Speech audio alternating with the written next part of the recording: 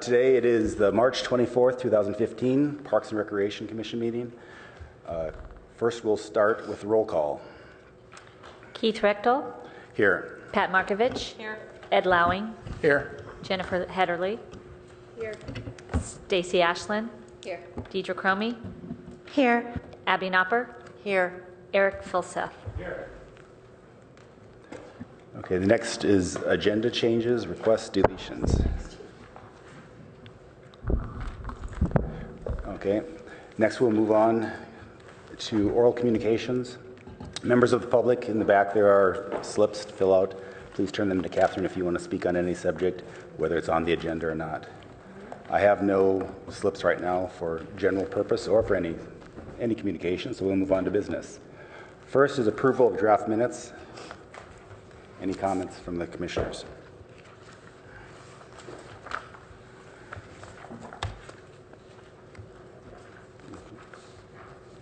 No comments or corrections? Do I have a motion to approve the minutes? So moved. Second? Second. All in favor? Aye. Opposed? Okay, it passes. Okay, next we have, oh, Peter's not here, but Rob is here. Peter will be back, but we have the MIG consultants. Thank you for coming down. We look forward to this. This is a 2-hour chunk of time, so this hopefully will be very productive. Yes. You can start with your presentation. Yeah, so just a quick comment, and we don't have to take 2 hours if we can get through it more quickly. That's okay. We do it in 20 minutes. But actually, it's pretty rich information in this survey. Exciting. First of all, the commission did a great deal of work in helping prepare the survey and get it ready for public consumption. And that was, you know, I don't know if you remember, but we spent a whole afternoon reworking the survey, making sure that it had the questions that we really needed and wanted. And that was well worth it because we had over 1,000 respondents. And so it's pretty interesting information that we're going to discuss tonight. And so with that, we do have a presentation, and we welcome back Ryan and Ellie from MIG, and we'll have them start off. Thank you. Okay. Thanks, Rob. I'll work with this microphone. Thank you again for having me here, Chair Rechtel, all of you members of the Parks and Rec Commission. We wanted to reserve a chunk of time here because I know that this is an important topic for you all, and there's a lot of information provided. So, but I want to start off with a quick explanation of what you're seeing in front of you because it's been a little while, and we've kind of taken this step back to kind of pull a bunch of data together. You've got your binders in hand now that include a lot of that background information organized more specifically by kind of reference numbers and sections as explained in the first sheet there. And this is, I believe, already inserted into your binders from the retreat so that you have that information. And the summary in front of you for the survey at this point, we're calling it an initial summary, and that's because it's the first of kind of 2 steps of digging into this information, and we wanted to make sure to get a chance to talk with you all about what information really might need some further clarification, and as well as we've talked about from the start of this process, this survey effort was going to involve getting as many responses as we could, but then also doing a breakdown of those responses to rebalance for representativeness across the population. And so we're going to talk about that a little bit at the end of this presentation, which what I really want to do is go over a few points that stood out to us as we went through this process of kind of breaking down all of these results, and also ask you all if there are things either from the points that I'm going to bring up this evening or the charts that I'm going to bring up, or from any of the other questions that you would like to discuss with us while we're here, and kind of set you off on a path to review this a little more, and then we will dig into that last little bit about the quota-based changes, or quota-based analysis. There it goes.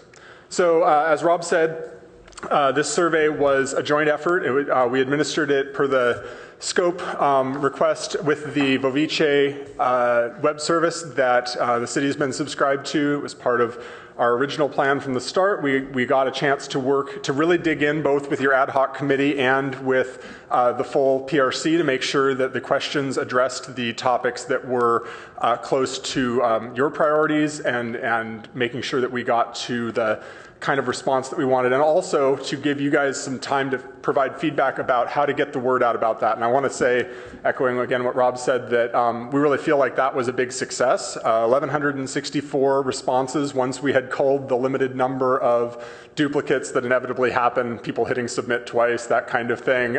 We did not see any evidence in our review for quality control of any people who had taken this survey lots of times or had tried to load down a particular answer. Have no concerns about the quality of this information as we move forward. And just to give you a quick profile of who responded, this is the entire set of responses. So what you'll see here are percentages all based on that 1,164 number, with just a couple of very limited exceptions that are really representing, okay, out of the number of people who responded to this survey overall, is kind of how we can look at this, look at these percentages. Overall, the general respondent profile was primarily people identifying as living in Palo Alto. We have a breakdown of the racial and ethnic profile of the, that sounds terrible, I'm sorry, the racial and ethnic breakdown essentially compared against the census's American Community Survey, which, if you aren't familiar with, is the kind of between decennial census. They do the estimates and updates for updated information. So this is the most current census information aligned here with that breakdown for the entire survey count. Also looking at a couple of key questions about, which I think were very important to you all, about the audience here being both, making sure that we were including those parents of children with, or parents with children in the household or youth in the household. And so we had asked that question on our survey in detail. What age groups do you have children in? And we also then aggregated that so that we could do a quick comparison to what the ACS shows the overall community breakdown is. And where we came out on that point is that we actually got a little bit stronger response from the households with children. It actually kind of flip-flopped that overall demographic in terms of what the ACS shows. We had 35% of households in Palo Alto with children. 66% of our overall survey respondents have children of any age in their household. Just to point out here, the math on the upper table here, which I'm assuming that you guys are seeing on your screens as well. I'll point up here, but on the upper table here, just to note that these people were allowed to answer for multiple categories and so the math on the count column will not add up to 100, but the math on the percentage column will also not, because of the basis on the 1134 responses. So there's kind of a double counting in that, but not in the lower set there.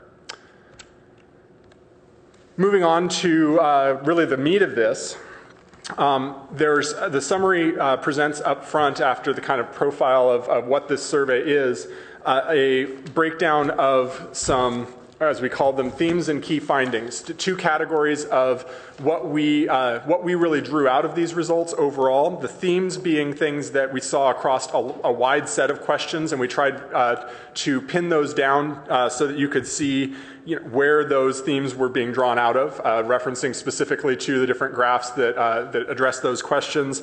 And then in a second section within that, what we labeled as kind of strong findings, essentially, on some key issues. So drawing out from the topics that you all have pointed out, that staff has pointed out, the community has pointed out are very important, starting to find those particularly strong results. So by strong, I mean, as we look at, if people are saying they are supportive or they think it's appropriate, really looking at the things that look overwhelmingly supportive.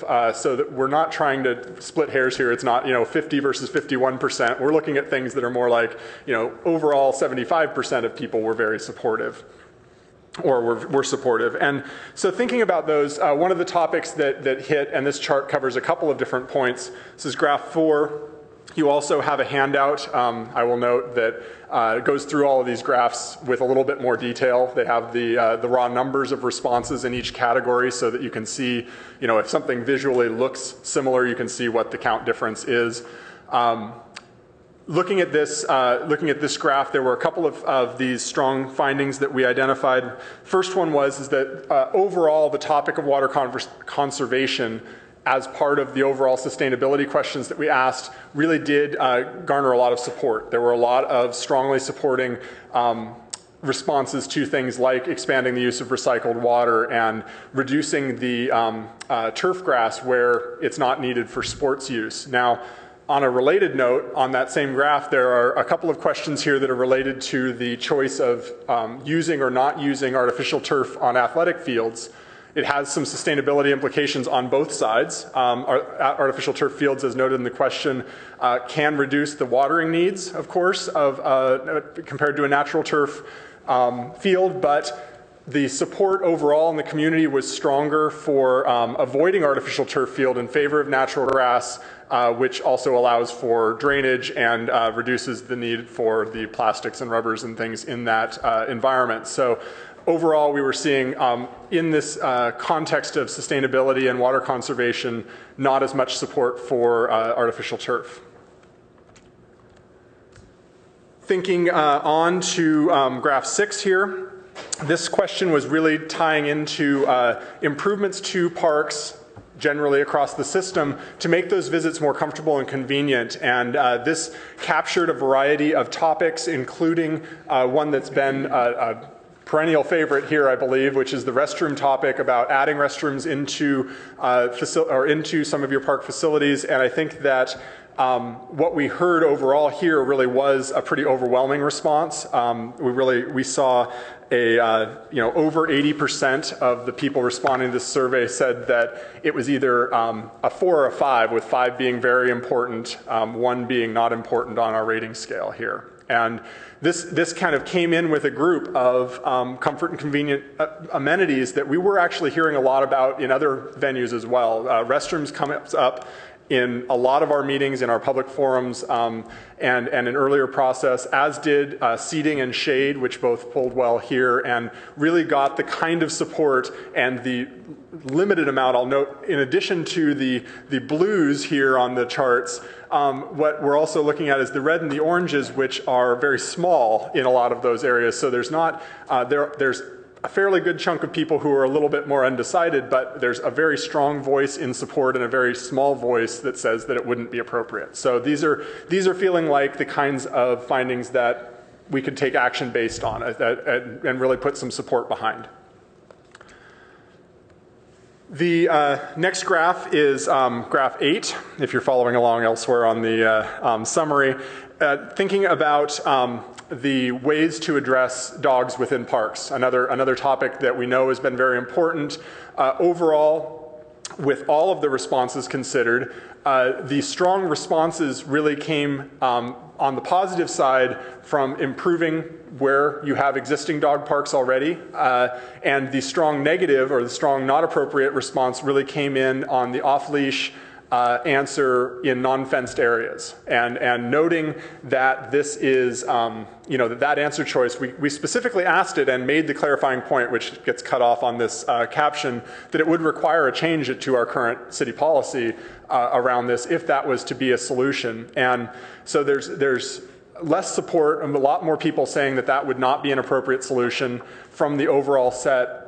We have done a little bit of preliminary breaking down of this for dog owner versus non-dog owner, which seems like the logical next step of looking at this question. And kind of predictably, what we see on the how parts of this question, the second, third, and fourth answers, that you really see almost a complete flip-flop, that dog owners are more in support of all of the above options, with no one clear front runner, and with non-dog owners basically saying none of those seem as appropriate as improving existing dog parks. And the one thing I will say is that both were agreed in general and across the board looking in the specific categories, that doing nothing, the kind of no additional dog parks answer, was inappropriate for both dog owners and non-dog owners. So that was a useful finding in this. While it doesn't necessarily clarify from the population as a whole, what should be our immediate solution, it does provide some guidance about what did not test well. Moving on here, these were questions about some recreation programming options that are based on the kind of categories of programming options that are offered and match up to general categories that we've used in other situations to kind of capture the range of common recreation programs. Thinking about the enhancement or addition of the following programs. This is not a question about the quality of the existing program or whether or not it should exist, but should we be adding to it? Should we be improving it? The top testing items here with the most importance attributed to them were gym-based sports, and then kind of in no particular order there, fitness classes, social events and spaces, and clubs and classes organized around interests. So the class-based kind of general interest classes with lesser support, less importance placed on martial arts and fitness equipment or weight room spaces. In parallel there, thinking about the services and activities that are provided by the various providers and spaces at Coverly Community Center, we see a parallel in that the importance placed on outdoor sports and indoor sports and health programs at that facility, with closely following there some of the some reflection of the unique role that that building or that facility plays in the system, the senior wellness, stroke and cardiovascular programs, as well as the rooms for rent for other activities, all of those tenants that have provided the variety of services across the board. I would say that across all of these categories, there really is quite a bit of importance placed on each of the things, the categories here being based on the groupings of things that are currently being offered there as well, thinking about the long-term future of that facility. Just jumping back a little bit to the kind of some of the broader patterns and some of the broader themes, I just have a couple more points that I wanted to draw out. And one is the overall importance placed on the ways and methods to connect people with nature, to bring nature and sustainable practices into our park system. The natural paths and nature play both tested very positively when asked about the ways to bring some of those features closer to people, and I think that that's a finding that we can use. Thinking about as well overall additions and improvements to achieve health and well-being in community members across Palo Alto. A lot of options here that this topic overall resonated very strongly with people, but some of the specific ones really reflect national, California, local trends around the self-directed activities, bicycling, walking and jogging in a park, going and enjoying a park in a kind of quiet or more contemplative, connected to nature kind of way, and those nature activities. All of those things really do match up to national and regional trends around what people are using their park systems for. One of our big questions that we've wanted to get a little bit of preliminary prioritization and ranking around in graph 16, this question asked folks to rank this list of options in order. So the color coding here is a little bit different than the other questions. Starting from the left, the blues represent the highest rankings. That scale is backwards, and I apologize. That's funny. Oh, the color reversed. Is that? I'm sorry. In my PowerPoint, the color reversed from what it is on the actual chart here, and I'm looking at one and reading off of the other. So the bars are actually correct, but from left to right, we are seeing ranked 1, ranked 2, ranked 3, ranked 4, ranked 5, and the legend that is showing on the PowerPoint is incorrect, and I apologize about that. Where did that go? There we go. But the overall highest ranking item, to cut to the chase here, the overall highest ranking item was to invest in enhancing and improving neighborhood parks across the city, really distributing that benefit across there with a close match there. Let's go, losing my space here. With a close. Ryan, we can follow it on our sheet. Yeah, so it's fine. I'm sorry. I'm trying to track on my laptop, which is not matching what I'm seeing. And so we're, but definitely looking at some other options popping up in this.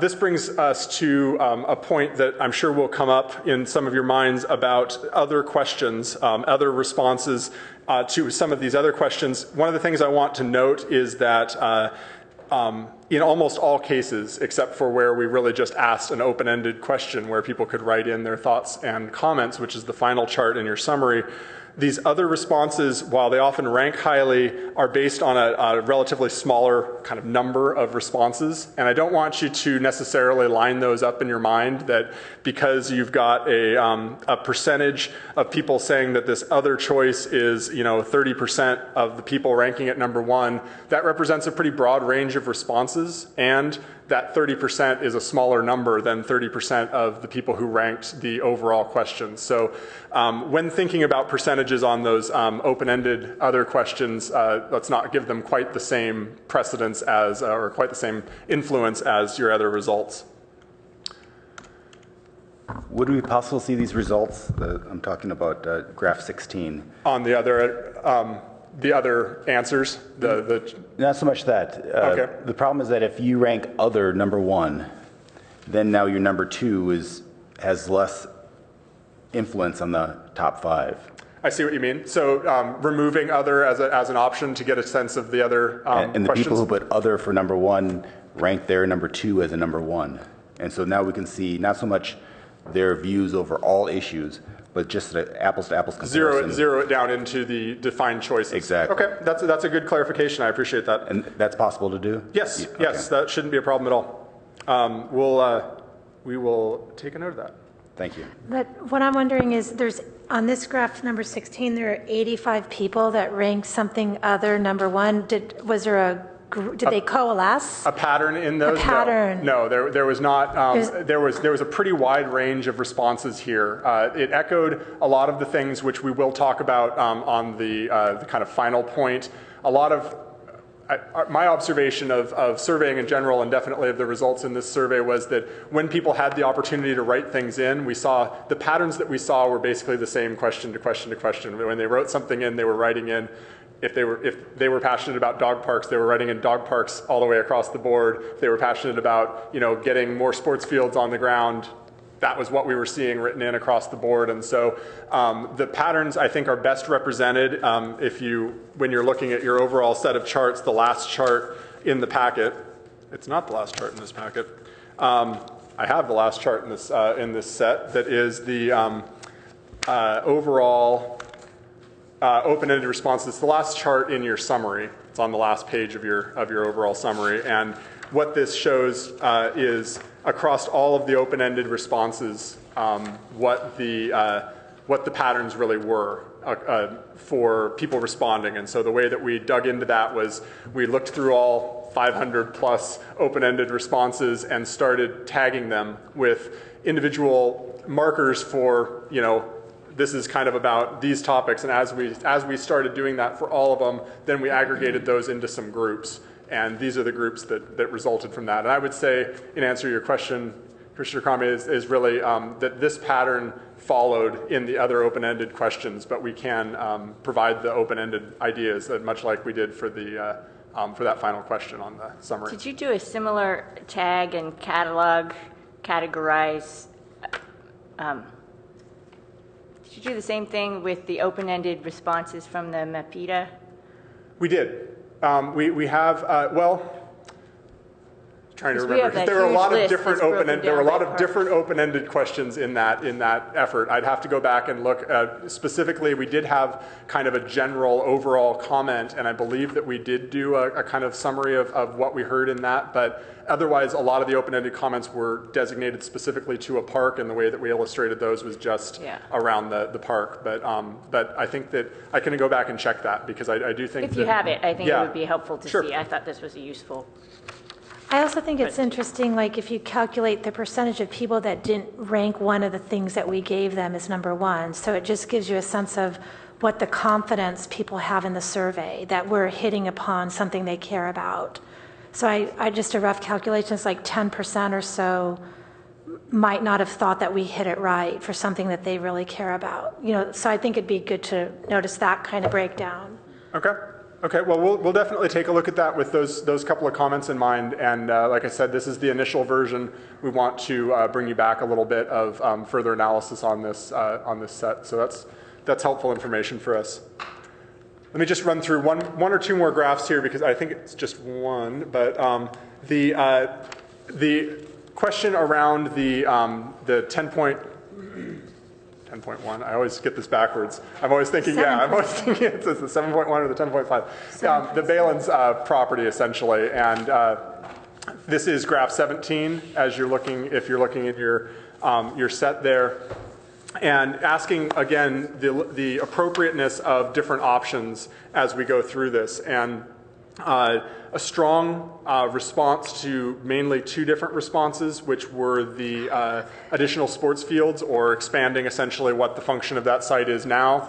The other one, which was an idea that's surfaced in other ways as well, was a natural area for hiking and bird watching, which really kind of expands on what the theme of the golf course redevelopment works on. And I do believe that between those two, not only is there a good indication of some ideas, but also things that are very compatible with that site based on our information so far. So I think that that's a useful finding. Okay. I have a few. I definitely have the opportunity here for more comments about things that you found interesting. I guess I would like to ask you all if you would like to talk about the quota sampling process first, or go through questions about or pointing out other things that that you found interesting through your review of this survey so far that we could use as we're refining and revising here. Okay. Let me give a quick run through. This is not a long section. This is a relative. I tried to keep this presentation short because I really do want to, field any questions you have and then go from there.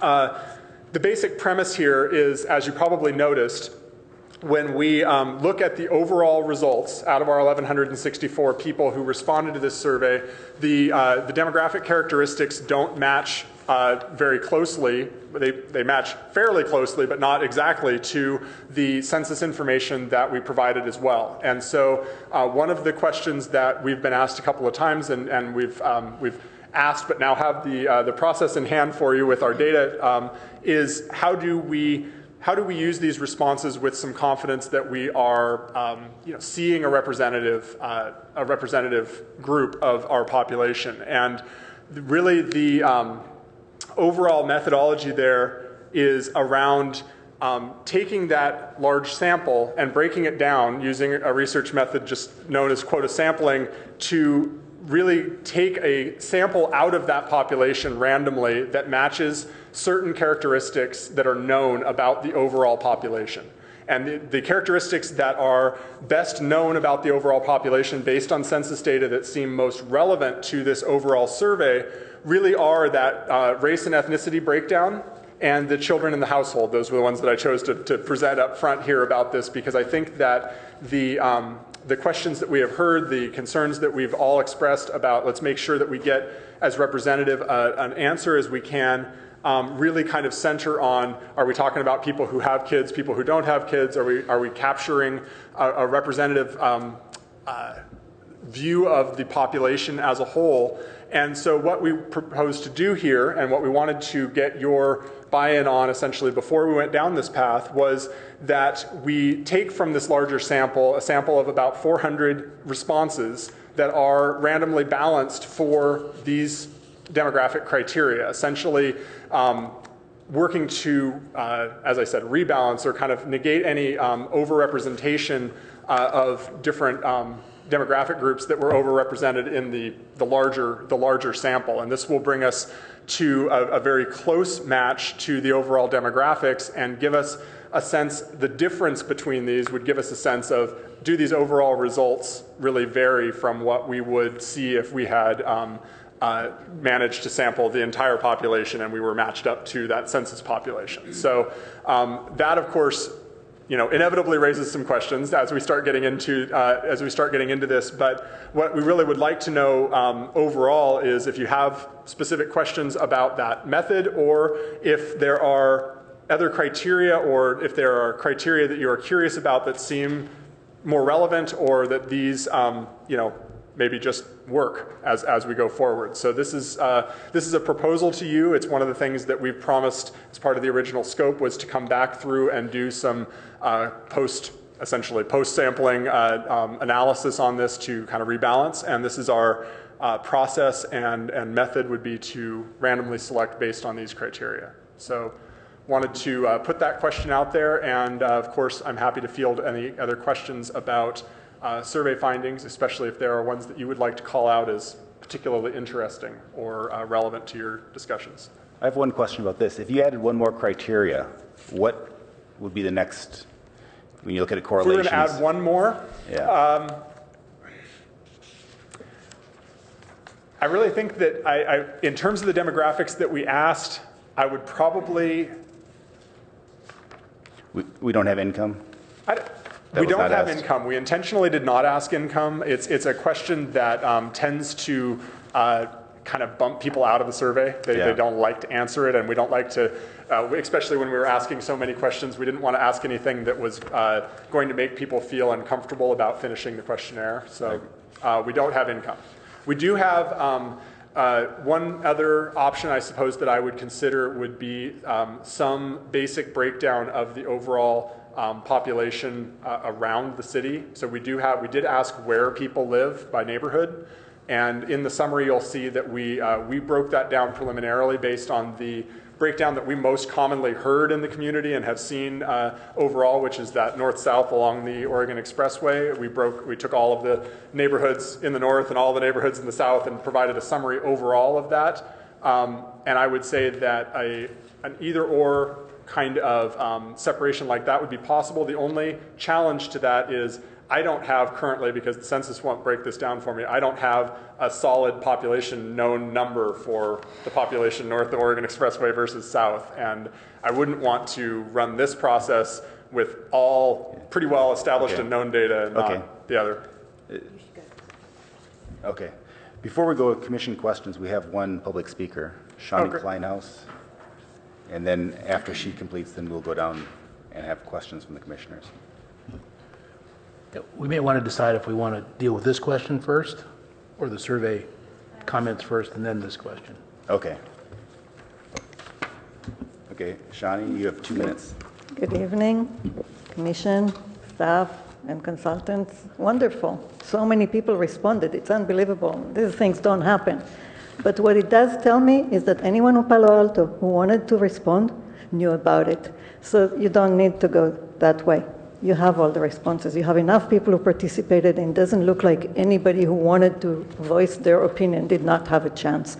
If you had 200 responses, that would make sense. When you have over 1,000, it doesn't. You don't need to go to that scope, my opinion. And I did take a lot of statistics when I was doing my PhD. The other thing I wanted to say is about a few comments on some of the results. One thing is that I'm very happy to see all the support for nature in natural areas as well as in the city. This is something that we always say to people, but there is no data to support that. And I've seen that recently in Cupertino when the city completely overwhelmingly rejected a proposal to create something that they didn't like in a park. And we see that generally just beautiful, and thank you to the community. I'm extremely impressed with that. There are two things that won a lot of points here, and I wanted to just say one little thing about loop trails and nature play. Those things are really important if you don't stick them where they don't belong. And nature play really belongs in urban parks, not in nature. Because in nature, you can play in nature. You don't need to build something for it. And this came really strongly in Cupertino when there were proposals to create nature play in natural areas, and the community just said, no way. Because why do that? We can have nature there. We don't need to create and build something for that. And the other one is the loop trails. They're really good and they're really important, but you have to be careful that the people walking around don't see each other. They see nature. So if the loop trail is such that it's too close, and then people, instead of seeing the animals and the birds and whatever is there, just see each other, that's kind of what you do downtown. You don't, because you want to look at people and not at nature. So just kind of pay attention as it moves forward to the location, and I'll help you with that as well. Thank you. This is a wonderful document, and I'm very, very happy to see it. Thanks. Okay. Thank you. I think since this is up on the board, let's tackle this right now, and then we'll move on to just general questions. Do we have any comments or questions about the quota sampling? Well, I could put a question back to them, is that with this breakdown, it's not clear to me what you get. Okay. Because if you look at what's literally, make sure it's literally up there, with the possible exception of the children, but the first 4 bullet points, do we care if we need fields or if we want somebody that's out enjoying nature or kicking a ball or those other things? What the I'm reason not sure we would what we get, what the outcome is. what the outcome basically is an exactly identical set of these unless, or exactly identical set of charts unless there is a substantial difference that is hidden by the fact that we are that our overall survey responses are more like 75% Caucasian instead of more closely representing the result. So I think that there's the opportunity here is to provide that check against essentially overrepresentation. The first chart that you put up that talked about the big findings, have you broken that down by race and see does that change from race? We did some preliminary looks just at kind of cross-tabulating, just putting them in one column versus the other, the overall results versus like non-white results, for example, non-Caucasian results, because those were the smaller group. We wanted to make sure that we weren't seeing big result differences, and we didn't identify any big result differences in that initial review. It's not... which doesn't indicate to me that once we go through this process, we're going to see some big shift in any given answer response, essentially. So I'm happy to go through the process to make sure and to be able to present that and say that we did that. I think that that's that was part of our original promise here. But based on what I've seen in terms of our initial breakdowns, I don't see anything swinging wildly based on taking this subsample. From your experience, what's your opinion on self-selection? If people don't answer, does that mean they really don't care, or does that just mean that they care but they just didn't get out there and answer the question?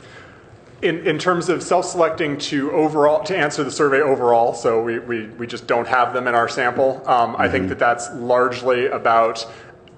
I think that has less to do with not caring than about the time and interference that interferes with any given activity.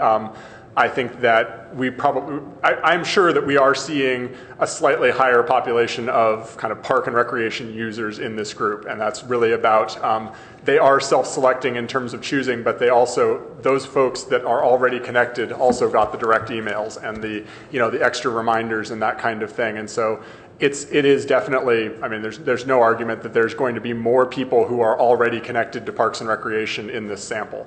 I don't think that has changed the response to surveys that we have run in parallel, self-selecting web versions, totally random digit dialed phone surveys, when we've done that in parallel, we've seen basically the same patterns across both surveys. So I can't speak for this one because I don't have a parallel survey to hold up and say, this is the definitive proof, but I think that overall in the patterns, I don't see big differences in how people respond to these kind of questions. Deirdre. I'm leaning against doing this. I just want to understand it just a bit better.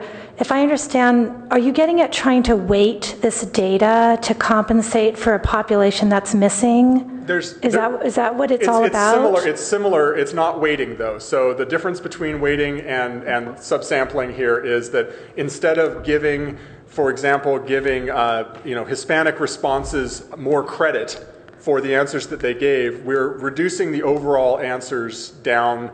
So it's a reductive rather than an additive process. Right, but it amounts to, I mean, both processes would be for the same purpose. It would be to balance that representation. But rather than giving one answer more credit than 15 or 10 answers, it's really reducing the overall sample in a random way. So. Right, and I'm against that because I don't think these criteria are significant enough to do that. Maybe if you presented us with other criteria, but I don't think we need to reduce the rate. I don't think we need to weight this. I'm calling it weighting, even though I know you're saying it's a little bit different. I don't think we need to weight this by race particularly. Okay. I just don't think that gives us more information. I think there's other probably more important criteria going on. But you could do, I mean, if our commission was interested, you could break out and say, in general, how did Asians, if you can cross-correlate and say, this group of Asians felt this was really important, I think that would be more significant. So the challenge... But again, I'm not sure I'm not even sure I want to do that, quite frankly. So one alternative that is a possibility, and we've done a little bit of, as I mentioned, is taking some of these results and comparing them against the overall result to see if there are big differences. I would be reluctant to do that with small numbers, with small subgroups for all the appropriate reasons. And so, if we don't have, I would say 180 or more, 100, 200, kind of responses, I don't want to talk about responses from a group that small. So I think that I agree with that. I'm open to suggestions about things that you would like to see broken out as opposed to going through this process. And we've done, like I said, we've done a little bit of that already in terms of like dog owners, non-dog owners, and thinking about the cross-tabulation of that. So if there are other criteria that you would like to look at, that's certainly an alternative. I can answer that, but I think Commissioner Hedderly hasn't spoken yet, so. That's right. I agree. I don't think it's useful to do a sampling based on ethnicity. I'm not sure that's going to tell us anything new or different. I am interested, though, in understanding more about the breakdown between households with children, households without children, seniors, and the north-south distribution. And I think what I'm really interested in is how did the answer choices break down by them rather than a sampling. I'm not a statistics person, so I'm not sure what extra we gain from doing a sampling process, but I would, by those categories, be very interested in knowing, out of these 451 people who rated this, how did that break down? So do we know how supportive are seniors of playing fields as opposed to natural spaces? That's something that might be interesting to me.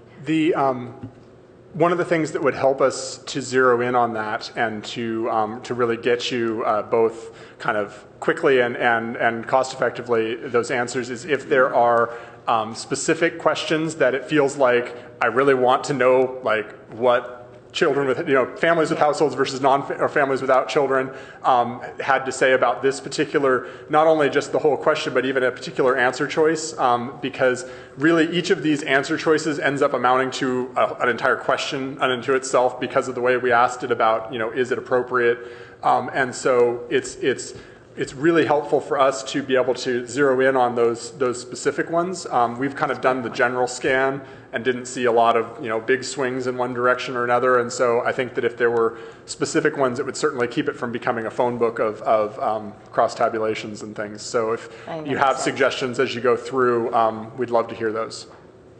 And the other thing was in the packet, you suggested that rather than doing an age breakdown, that you were going to do some follow-up focus groups with youth. Yes. I do think that's still important to Yes. do, regardless of what you have. And we have started that process. We had a meeting last night with the Youth Commission, which went really well, and we got some good ideas to supplement some of the ideas that were here, and gave a chance to bounce a few ideas off of them that we'd heard, that kind of getting a sense of if that resonates with them as representatives of that population, understanding that they don't speak for and about all of them, but getting some opportunity there where we had it with kind of the experts representing youth here in Palo Alto. My comments were close to Commissioner Headley's, but just a little bit additional, which is that there's still a lot of things that have to be decided here. For example, the dogs, the fields, et cetera, et cetera. And then to her other point, we still have some other questions that aren't even covered here on what do seniors needs that we didn't ask a question about, or what might specific Hispanic needs be. That still has to be done somewhere, somehow. But speaking to the first one, I think this one on dog parks was just, there's just so much stuff that's important there. Because for one thing, you have a complete numerical breakdown, and you see exactly, who's in sort of which camp. And I don't mean that they're necessarily feuding camps. But then when you look at the data, the verbiage says only 30% of non-dog owners indicated off-leash areas are appropriate or very appropriate.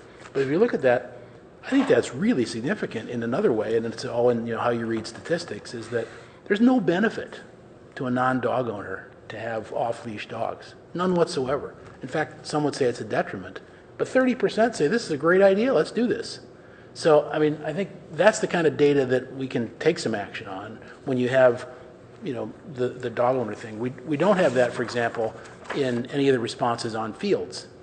So if we had that and we knew that it was in the age group of, I think it's 6 to 12, which is most of the younger kids that are the dominant players on the fields, that would be kind of interesting. Okay. Now, there's still, I don't want to be quoted out of context in the newspaper, but there's still kind of an ignorance factor there, because as parents, they don't necessarily know what field availability is, but it would be good to see if the perception is that those parents really think that we're fighting for fields all the time. So I think there's some sub-segments that you could do that would be much more helpful than the one that you proposed here, and it's around some of these substantive questions that we're going to spend tens of millions of dollars on if we say go or not, or if we say it doesn't need doing for 10 years, but we'll look at it in the second 10 years. That's well worth investing in. And so I'm hearing from you that breakdowns, if I could interpret that, the breakdowns of questions relating to the implementation of different options for field use or field investments by households with children, households without children, to understand that same kind of dynamic that we were seeing with the breakdown that we did run on the dog owners and the answers to the dog parks. Right. So that's exactly the kind of detail that I was saying would be useful, is places where you see that connection between a kind of a demographic switch that we can pull one way or the other, and a specific set of answer choices that you'd like to know those details about. So that's a great one. Or similarly, that one about, there was quite a bit of interest in a second pool. It's obvious to do that geographically and see if 90% of the folks were in the area where the pool is not. There's nothing good or bad about that. It's just the fact that would be very helpful to know. Yeah.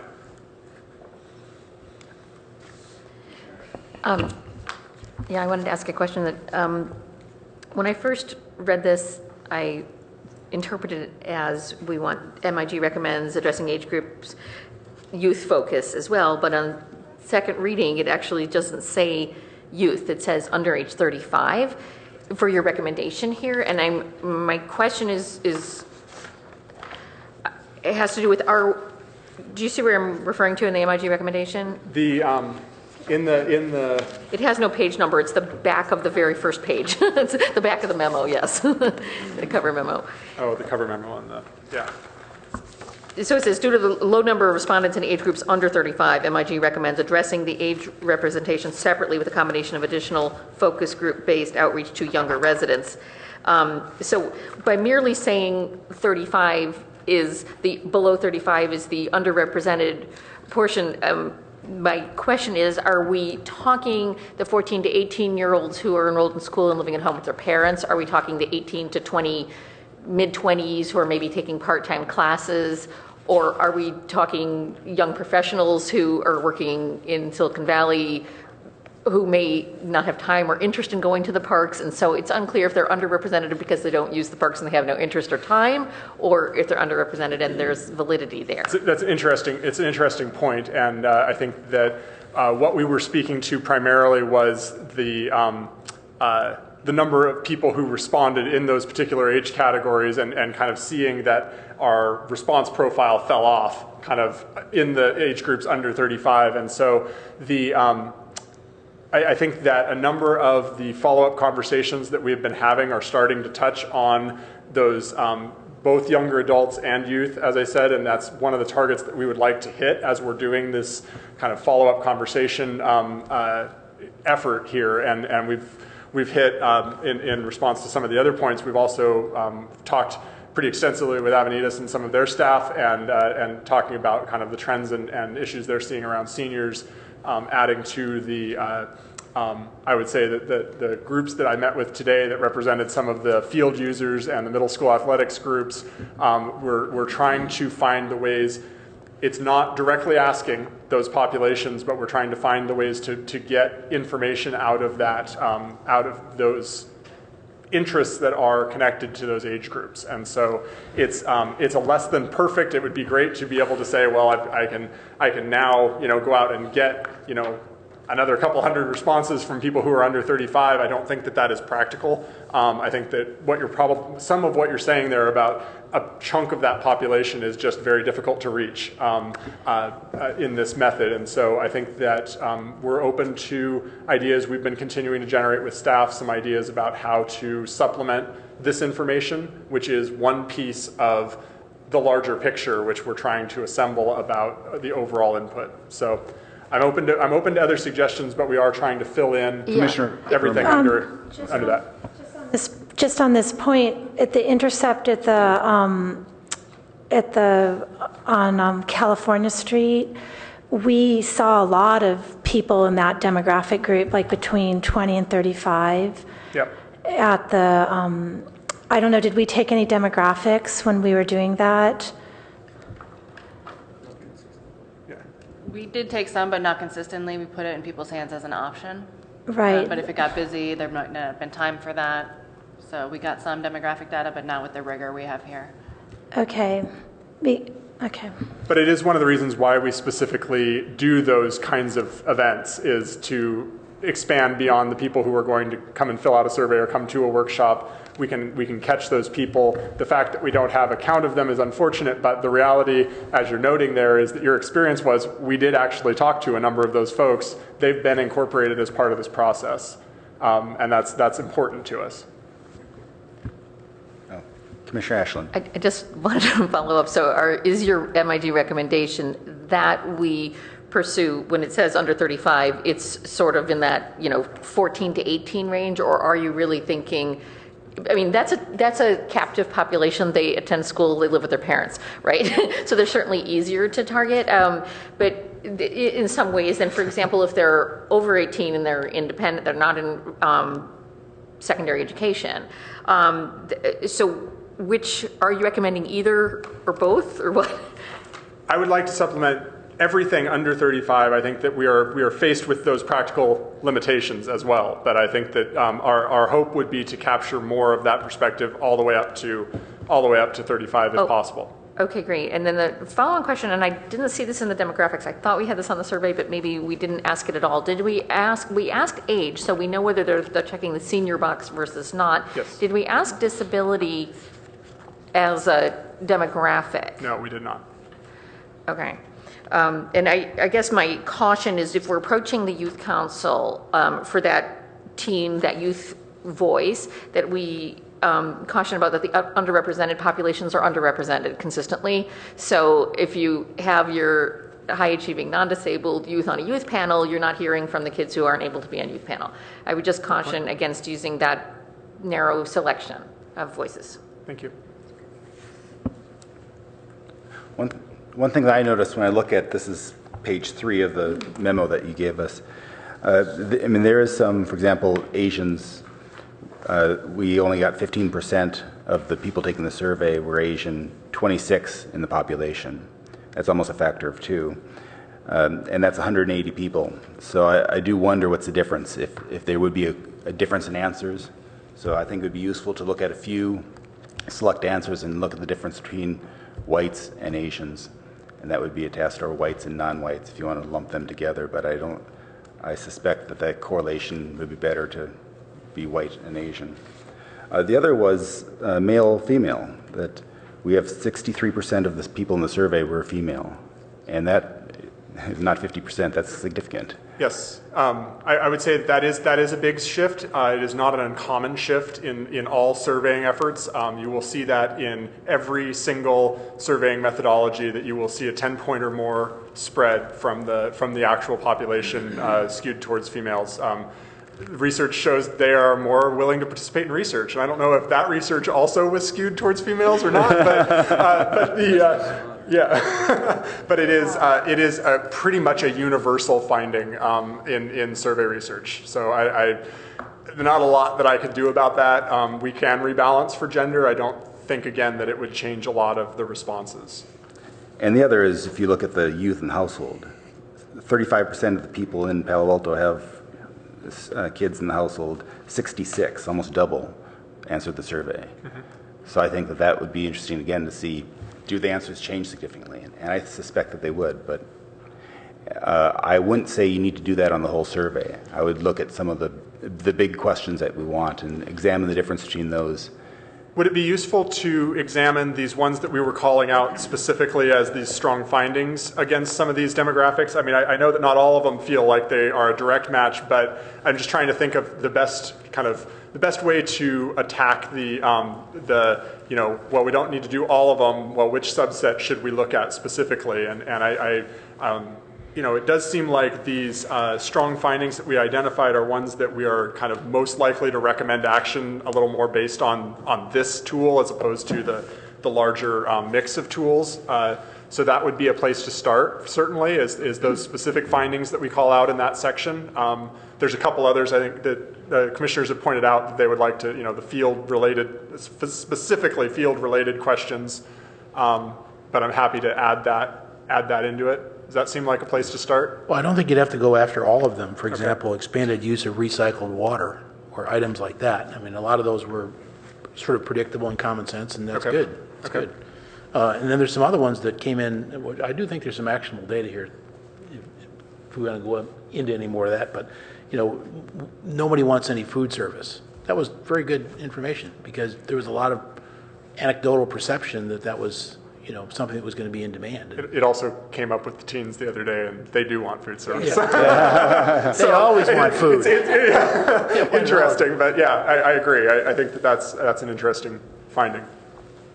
But when you start to drill down to like teens wanting food service, then you have to drill down to, well, where are teens hanging out, where they needed it. None of this information is useful unless it's linked to other behavioral patterns of teens, because we don't know that those teens aren't going to certain quadrants of the city.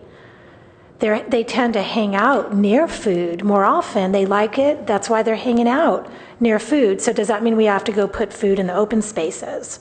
So just standing by itself, it's not that meaningful. Commissioner Markovich. Because when we were doing the outreach for Rinconada master plan, there was an interest in reopening the snack shack in that park. It's already there in place. And is there any method to look at that data versus the data that was in this survey? We can definitely pull that back forward, and I mean, it's one of, as we've been saying, the past efforts are definitely one of our kind of research sources for all of this. So I think that pulling that issue back forward is something that we could definitely look at. I don't know that it will be directly comparable necessarily, but it's something that we can use as another source. Okay. Well, let's move on to general questions on the survey. So I think the action for you is to go and look at an isolated set of questions and see how they differ on these various characteristics and see if there's some there and see if something we should pursue or not. Great. Okay. Thank you. General questions on the survey. Okay. Questions or comments? Either one. I had a follow-on question onto the under 35 outreach. Is that something that's already happened, or who on staff is handling that, and when is that handling? It's something that we've started. We're still working up ways to to continue to expand on that. But I think that the meetings we'll be giving you, as we did for this update that you were handed this evening, on the back page, kind of an update log of the kind of other meetings beyond that we've been having with experts in your community. And in the next round, you'll be seeing the report of the meetings that I've added on to this trip, so that I've been meeting basically straight since yesterday morning with various stakeholders in your community on a variety of topics that were identified by staff as being particularly interesting to follow up on. And so we're tapping into some expert knowledge, both in the community as well as on the staff. Some of that will definitely address that demographic gap, and some of it will address other topics, but I would say that it is in process and not yet complete. Okay. Commissioner Heatherly. On the survey memo, I thought the key findings provided a really good summary, and I thought it was really interesting information, and I have to say I was pleasantly surprised how much of it felt like it gave us actionable guidance about where we should head. I thought that, for instance, the recreational kind of less competitive sports, that the top pool aquatic improvement was for less competitive, more recreational sports. I think that's really helpful to us, and I know Commissioner Markovich is going to spearhead an effort to figure out how to provide that, more of that, and this is sort of good backup for that. I thought the concession stand stood out to me. Supporting wildlife habitat and corridors, I think, is borne out by the bike bridge decision this last week, but also it's actionable in the short term by us as we consider the Bixby Park loop trails. I think there's a direct connection there that we've talked about before, and this sort of helps us move forward with that. Outdoor sports at Cubberley showed very strongly. I think some loss of those fields in the midterm future is very likely, so maybe that means we should think more about the 10.5 acres. It's, there's a lot of informative stuff in here. I thought that was great, and I was really happy with the survey results as well as your presentation of it. That I do have some questions about a couple of them. On the restrooms, that was a really solid, strong response. I'm curious if we can drill down just a little further to understand, is that sort of a general desire, we want restrooms at every park, or is there any meat to it, parks of a certain size, parks in a certain area that are underserved with restrooms, types of users? Is this just at parks where we have lots of high young kid population? Maybe that's where we put restrooms. So that kind of detail could help us prioritize where to invest in that. The equal pro-con for prioritizing youth over adults, I thought was really interesting. That was something that we hadn't heard before. So maybe it suggests an unmet demand for adult use of certain facilities. If we could flesh out that question, that raises more questions to me than I thought existed. Then finally, lighting. In terms of the comfort and convenience items, we didn't include lighting in that list on the survey, but it seemed clear from the open-ended responses here, as well as in the MAPITA survey, that there are sizable concerns about safety, security, and desire for lighting. So, of course, keeping in mind dark sky interests, we ought to consider lighting and ask the question, where is it appropriate in neighborhood parks to have lighting? Where is it not appropriate? And we can work with our stakeholders on that, too, to figure out, where is the best place. And that this helps us get on to that next step. Finally, I had a data question on page 8. You say something about the open-ended comments being not numerous enough to set direction by, but they're very similar to the kinds of open-ended comments we got through MAPIDA and through all the other, through intercepts and the community meetings. So I wonder if there's not a way to combine all that input in a way that is significant enough to help us set direction by all together instead of separately. And that's all I have. Thank you.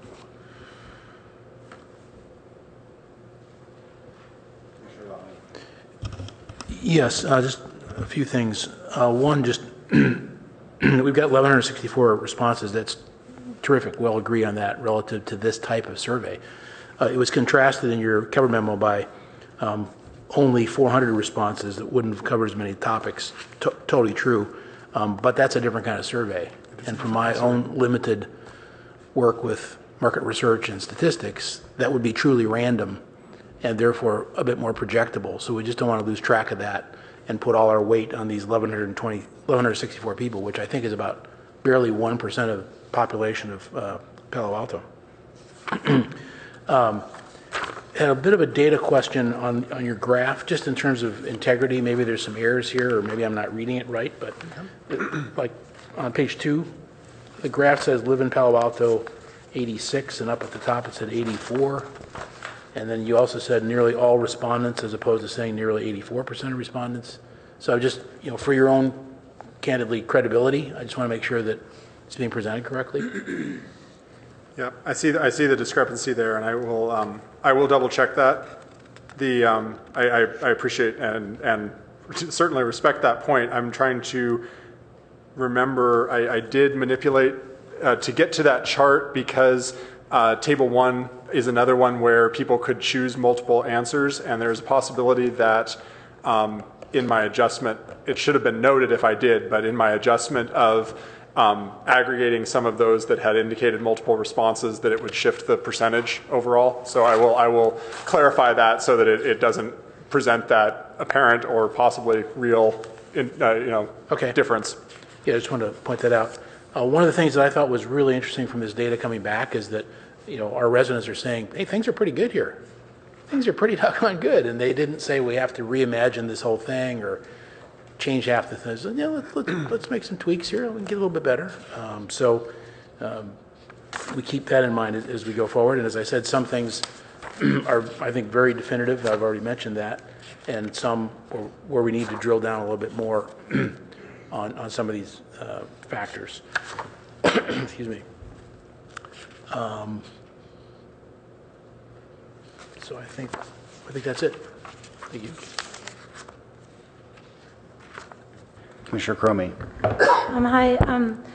I was really pleased by the respect for nature in the survey, and it doesn't surprise me. I do think that our population really holds that dear. And I'm glad it was reflected in this. I think that there was wide distribution of the survey, so I'm trusting that it covered, people of all different persuasions, and that it sort of rose to the top. Even people who really have an emphasis on being at athletic fields or, using other forms of recreation. So I'm really pleased to see that. I did want to echo something that we did hear in the public comments, and that has to do about the conflict sometimes between the preservation of wildlife and loop trails. And those were asked in 2 separate questions. And so that's the kind of thing where the general public doesn't understand that loop trails have a very high impact on wildlife. As you walk by wildlife, if there's not a lot of natural area for the wildlife to go to, they get flushed out as people walk by. And so I think I think we do have to look at that as we review the Bixby Park plans. Commissioner Reckdale and I have worked on that a lot to look at the trail system in there and try to keep it in balance with nature. At least that was my feeling about it.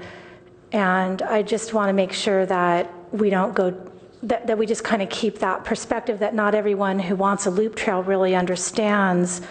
On one hand, they might want the loop trail, and on one hand, they might want the wildlife, and sometimes they're not compatible. And I also like to see that there is a great emphasis on dirt trails, you know, just to lower impact kind of trails.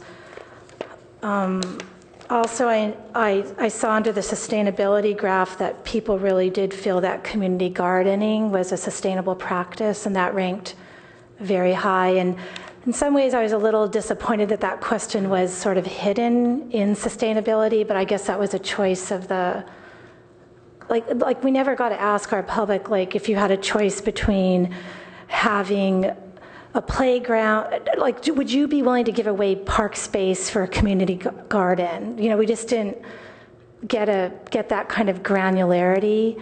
But I do think that people, within the context that the question was asked, you know, I was happy to see that getting rated as high as it did. Also, quiet areas in parks, I think, really stood out. So that is sort of a wish for lower impact. I think one theme in this sampling of the residents is sort of lower impact. Even when we go to the graph where it's asking, do you want artificial turf versus natural turf, that came up. I wish I could find that page quickly. Does anyone, do you remember what graph that is? Graph 4. Graph 4. So if you look at graph 4, I was interested in that a lot of, I think more people would actually prefer not to have artificial turf. The rankings for natural turf came up higher than artificial turf. So that was interesting to me. And I don't know if that's another, just a crave, I don't know where it comes from, but in part it might be that craving just to have more natural connections. Because when you have the natural turf, you can potentially use it for more purposes. I don't know at a policy level whether we could, you know, I guess it illustrates it's just like a teaser, really, and then where do we go with that? I think do you have any comments on where you put that question and what you foresee the results? How far we could take those results? We looked at this pretty directly as in this question. The reason it's inserted into this question is really about the environmental sustainability aspects of turf, and you'll notice that there's actually 3 questions about turf in this question overall, and the third one being the removing turf where it's not needed for sports to reduce the overall water usage. There's an ongoing discussion/debate throughout the state of California and the United States around artificial turf as a water saving versus artificial turf as a, you know, introducing a synthetic environment essentially. And I think that's part of what you're getting at there is people have pretty strong reactions to those two things. And in fact, there is a current moratorium on building additional artificial turf fields based on some ongoing research at the Assembly right now, just working out how to really evaluate that very question, which is it more appropriate or sustainable overall to create a synthetic environment that uses less water, or to use the water but not have the synthetic environment? Plus, there are some other concerns around. There are other concerns around the use of recycled rubber and various other things in those artificial turf fields, and so it's a lively debate currently. And I think that in certain environments, heavy play environments, and also in very water-starved environments, which we may be approaching or in for the foreseeable future, that equation is not as simple as it may appear. And so I think that this is informative in terms of how people see it It is placed in the context of water conservation and sustainability, and I think that that's an appropriate place for thinking about this. So I don't know that it gives a broad direction, but it definitely expresses an overall preference, and I think that that's an important finding overall, that people really did, as you said, they flip-flopped around that artificial turf. If you look at those responses, they're almost a mirror of each other. One thing I do want to add about the artificial turf, I don't want this taken out of context. All the new fields that we're putting in, none of them use recycled rubber. So I don't want the public to think that we're putting fields in with recycled rubber. No, and this moratorium is very recent. This is current research and debate going on right now that is not definitive. It is only a hold basically on moving forward with certain types of materials and basically looking at the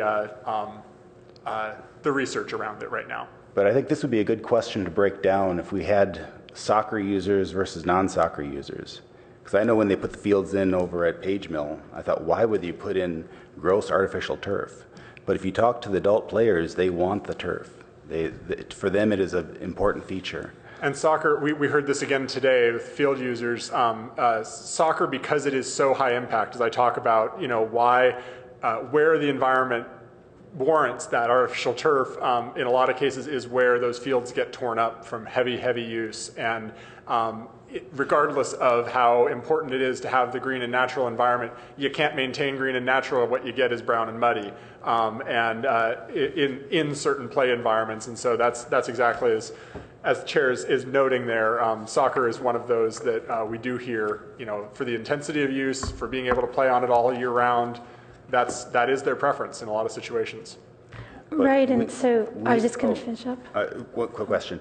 Do we have any insight who's a soccer player, who's not? The questions don't specify specific sports? Not specifically. We could definitely pull a proxy for that. For the vast majority of the soccer interested folks are families with children in the household. I will say, while there are definitely vocal adult soccer players, it's a relatively small population in the grand scheme of things compared to the number of youth soccer players in the overall population. But for the artificial turf, at least currently, the turf is primarily used for adult games, and the youth soccer is natural turf. So it's a very small sample that really wants that turf, but they think it's a very important feature. So I think we need to be careful you don't throw the baby out with the bathwater. I think that's a good Commissioner point in Cromie, interpretation. Right, and just to finish up, I think that's a place where we have the conflict between sustainability and desire to have that outlet, the sports outlet, the ability to get onto a field. I think that most people using artificial turf, or in the adult population for certain, is aware that you can get higher impact on that field. So if that's governing their feelings about that, and they're not thinking about sustainability at that moment. So, but both of those things are very real. And then lastly, I just thought I'd comment on graph 15. I thought was interesting. How well do you think the following would work to enhance the park system in Palo Alto, given the geography constraints? And I think it was nice to see that the thing that rated the highest was enhance the walking and biking experience. And I think what that calls out to me is that this was a very active group that responded to our survey. So they were recreationally minded. We're not missing that group of people, yet we have a group of people that are recreationally minded but still support nature. And I'm really happy to see that borne out by this survey. Thank you. That's a good point. Commissioner Markovich. I only have one comment, and it's not regarding the survey, but it's tied into Cubberley and what Commissioner Lowing said earlier regarding we may need more pool space, a pool. And I know they filled in the Cubberley one, but if in long term that possibly gets opened as a high school, they need to think about putting that pool back, because it is a graduation requirement in this city that you have to be able to swim. So I just want that noted somewhere that may be a possibility in the future. Thanks. Stacy, do you have a question? actually sure how to phrase it as a question, but I'll try. The key findings under meeting community needs on page 20 it includes the importance of universal accessibility and the percentage of responses regarding that. If without looking back at the question, if somebody were reading this key finding, it reads a little bit to me like the accessibility is referring to facilities only, whereas the actual question that it came from in the survey referenced both facilities and programming. So I'm not on a graph, I'm on page 20 under the importance of universal accessibility, that it say that this is, that it mentioned facilities and programming. We didn't call those out as a question. We put them together as a question. So I think in the key findings, it's important that it not look just like facilities, because frequently that is referred to only with regard to facilities. I appreciate what you're saying. It's not that it's stated here that this is only facilities, but that's where people's brains go to, and so making that clarification is important. I agree, and I think that you're right that the question, we structured that question, I remember talking about that, and we structured that question intentionally to, ask about both topics, because really the universal perspective really is about all things, and that's a good clarification point for us. Thank you. Thank you. Commissioner Crowley. I don't want to take time from other people's comments, but if we're slowing down, I definitely want to spend a little bit more time on the dog questions, because we are in an active phase of needing to establish policy. So, but before we get back to that, were there other comments? Because I've already spoken. Well, I think everything I was thinking was already discussed, so I just chose for briefness not to chat. But I think what Commissioner Hederle said and Commissioner Lowing, I concur whenever we can drill down so we can have actionable points. But I think that there's just a lot of information here that's really great. If you want to talk about dog parks. Yeah, I wanted to talk a little bit more. I have one more comment. Okay. And bathrooms I also want to comment on. Okay. One thing that caught my eye was on page 18, this is graph 14, talking about the open longer hours through additional lighting. And we've heard complaints over the years about lights, but we also heard a lot of sports people saying they want that. It'd be really interesting seeing that very last bar graph broken down between field users and not. I'm not sure if we can do that, though. Did we? Not directly. Sorry, not directly. I think that I'm not sure if we can do it by age or.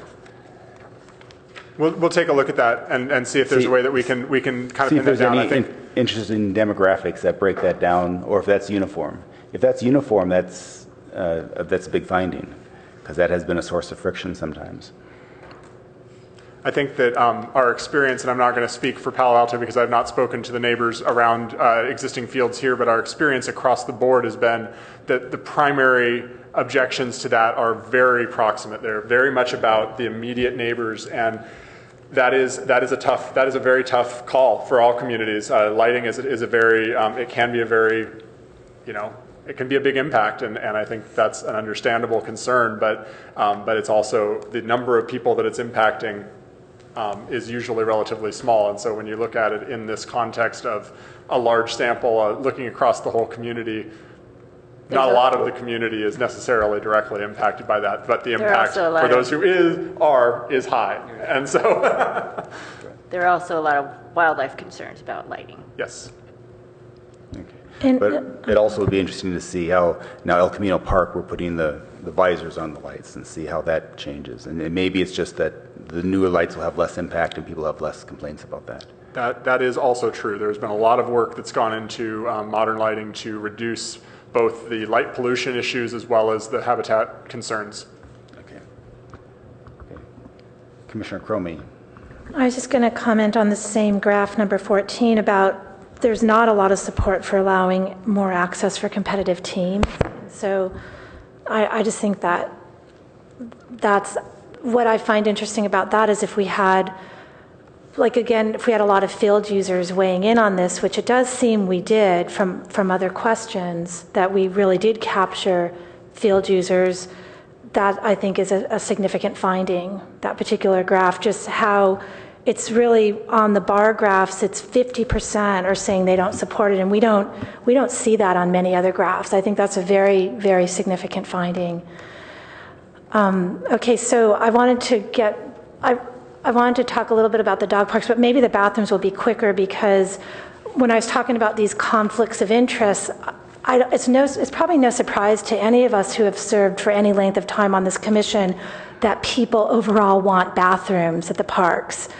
And what we encounter is what I would call essentially a not in my backyard response when you start to do the outreach meetings at the very neighborhood surrounding that park, where they think they might bring in more transients, people to use the bathrooms. Then we get the pushback, and that's where we have to have really strong policy to work that through, because there's sometimes it's a larger issue at stake. It's just a very hard struggle that we faced, because we might really feel it's quite important to have the bathroom there, but yet how do we balance that? So, with a lot of these issues, we come up against that. As far as the dogs go, if we could just all turn to that particular graph, I forget now which one it is. I had it up. There we go. There we go. I think it's really important before we adjourn, and I just have the sense we're winding down. I don't know if that's true or not, but to really see, did we get everything we needed from this? We're about to hold I guess what we have in the works is some kind of community outreach meeting from our ad hoc committee. Is that I feel like, before, this is just one phase of data, and then we're going to have other sources of data. So did everyone feel like they got enough out of this? I was looking for within the text, did you write out in the text how this breaks down between people who own dogs and don't own dogs? We did. What page is that on, and do you have any graphics on that? We didn't include graphs on that, but it is something that we broke down in detail. The pages 11 and 12, this overall graph 8 is on page 12. The text, it's not 11, it's further back than that. I'm sorry, what? It's page 9 and 10 that talk about dog parks. So the bottom of page 9, we talk about the breakdown of the 662 non-dog owners and 421 dog owners indicated in the survey, and overall the kind of split, which I tried to quickly summarize, but basically amounts to dog owners were universally more supportive of all three alternatives to the existing dog parks than non-dog owners, which is not a huge surprise given their specific interests, and that overall, one of the important findings, I think, and one of probably the most useful overall, was that it appeared to us, based on the people who said it was not appropriate to essentially do nothing, the non-action, no additional dog parks answer was equally not appropriate to both dog owners and non-dog owners. So to do nothing. Yeah. And that's what Commissioner Lowing pointed out. So that means that people who do not own dogs are sympathetic toward the plight of those who do. So I agree with Commissioner Lowing that that's important information. Again, this balancing act, we only have so much money to put into dog parks, and it takes a lot of resources to work with our existing dog parks. And when we go into the community outreach, it might be really interesting to understand more of what improvements people think they need. I don't tend to use the Palo Alto dog parks with my dog, because I don't enjoy going to Mitchell. I don't enjoy the dog park at Mitchell because it's all dirt. And I ironically go to an artificial turf dog park that's on the border of Palo Alto and Mountain View.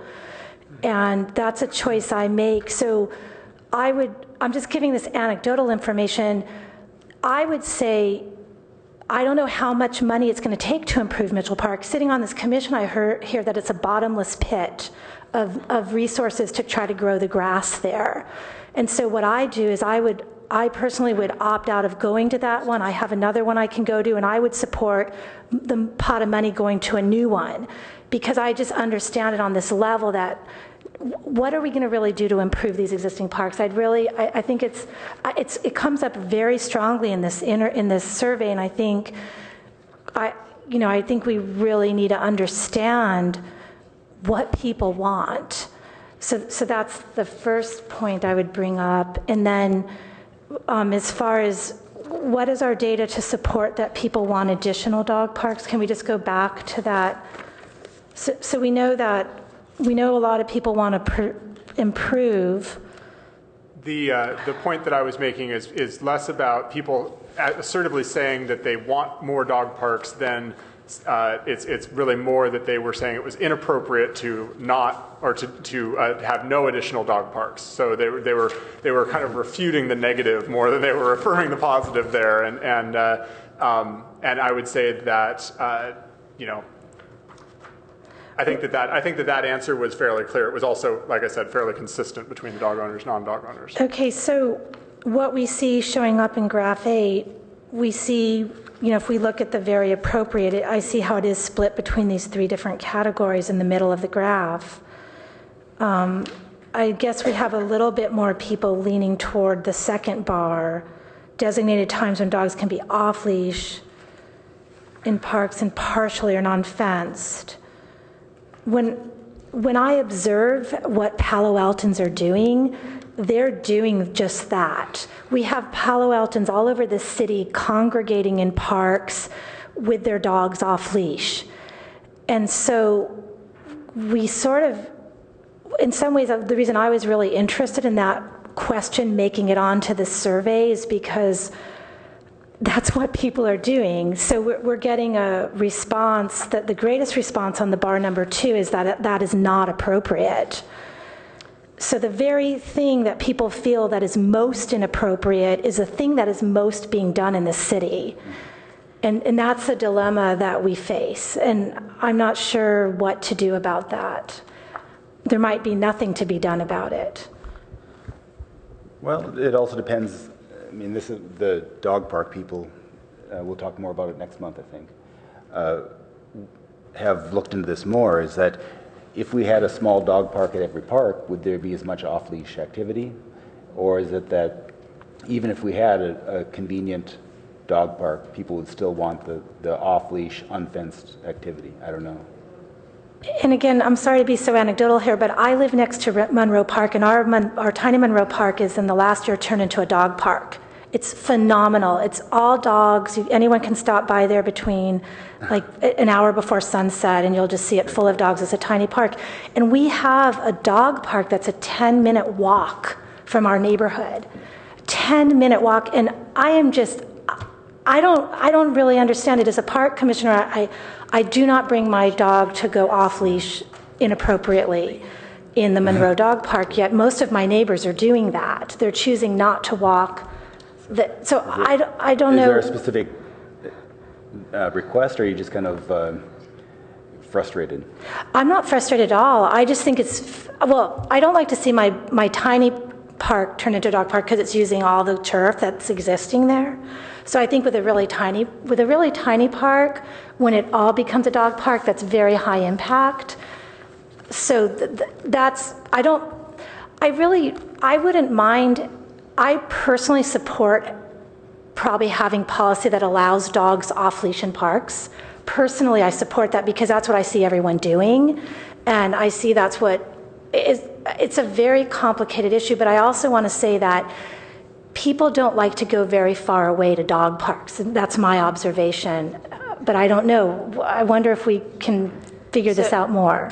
I think there are a lot of issues that are going to be in the master plan that are going to require that kind of noodling around to figure out how do we get to the right policy. But I think that what we're here tonight to talk about is the survey.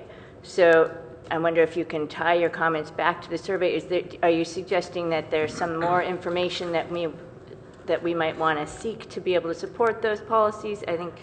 I think I'll go back to my statement that I think the very thing that people say in this survey is inappropriate is what people are doing. So, okay, so for that particular bar graph, which is the second bar down, maybe it would be really good to break that out between dog owners and non-dog owners. Maybe it'd be very interesting if all the people saying it's not appropriate are all the non-dog owners. It primarily is. It is. Okay, It so primarily is. It is a that one in particular, as I remember, was a really big polarization.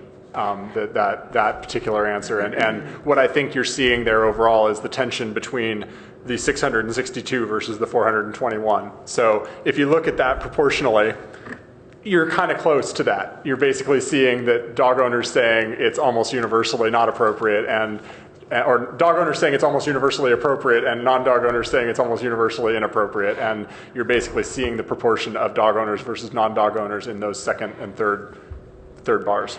right, and in some ways that's not surprising because I think non-dog owners draw the line in the sand probably right there. And it'd be interesting to understand why the people that I've spoken to, it might be because of safety issues and also dog poop issues. If you don't own a dog, you're a lot less likely to be understanding about such a thing. Okay, so that's interesting information. As far as all the people with the strong bar to improve existing dog parks on the very first bar graph, we have a lot of people weighing in as very appropriate. How does that break down between dog owners and non-dog owners? Do you know right now? I would have to double check that. I think that this one is one that what I'm hearing overall in terms of our next step of analysis is that this one is one that you need to see the side-by-side on that topic, much like we talked about with some of the others for other demographic breakdowns. I think this is a critical one to get you the side-by-side comparison. I can't recall on that one specifically. My recollection is that it was pretty heavily supported by both. In order to get to this aggregate response, it would have to be pretty supported by both. But I believe that it was similar in both dog owners and non-dog owners. So my last question is, would you recommend that we go on to do any pointed surveying in the future? So when we hold future meetings with stakeholders, is this tool useful for us?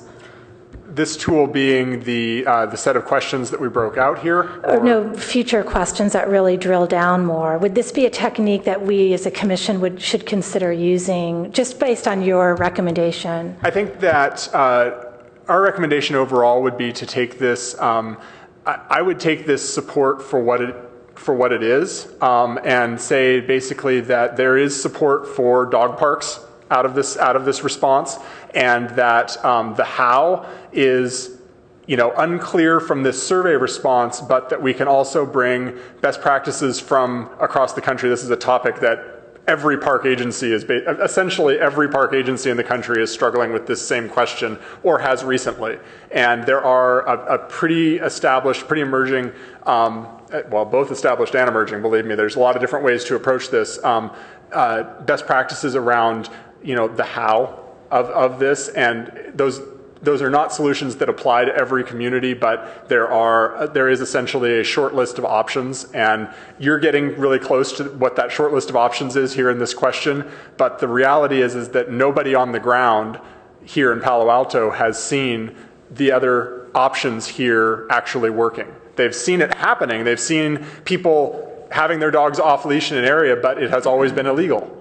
And there is a different behavior pattern that's observable when you are already forcing people to break the rules by having their dog off leash in the park. They are not behaving the way that they would if there were rules in place that allowed them to not be rule breakers to start with. And we've seen that in a lot of places where once the rules are established, then people start self-policing a little bit more. And then people also see, you know what, I can avoid that park from this hour to this hour when it's an off-leash dog area, and that's not a big deal for me. It might sound like a big deal written down here in this question, but it turns out I'm kind of okay with it, or I'm not. But right now people don't have any actual experience to base their answers to 2 through 4 on, except for the kind of rule-breaking experience. So I guess that's, I would say that is skewing how people here are experiencing that right now.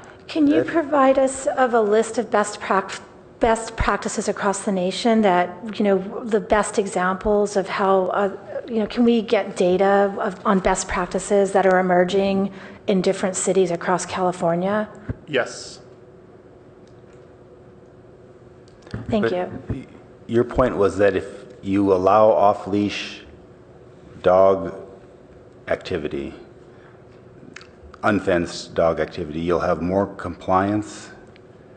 If you establish a set of rules, so I've seen this, and we're going back to anecdotes a little bit, but I've seen this in my neighborhood actually, where we do have a number of parks that have areas that are designated at certain times as off-leash dog areas. They are open, unfenced areas, and the difference that we have seen between the dog behavior, the dog conflicts, the dog problems, even complaints about people not picking up after their dogs, since that rule allowed those things to be happening, but said, if you're going to be here, you're going to be here between 4 and 6 p.m., and you're going to be here and you're going to clean up after your dog, you're going to keep them in this part of the park.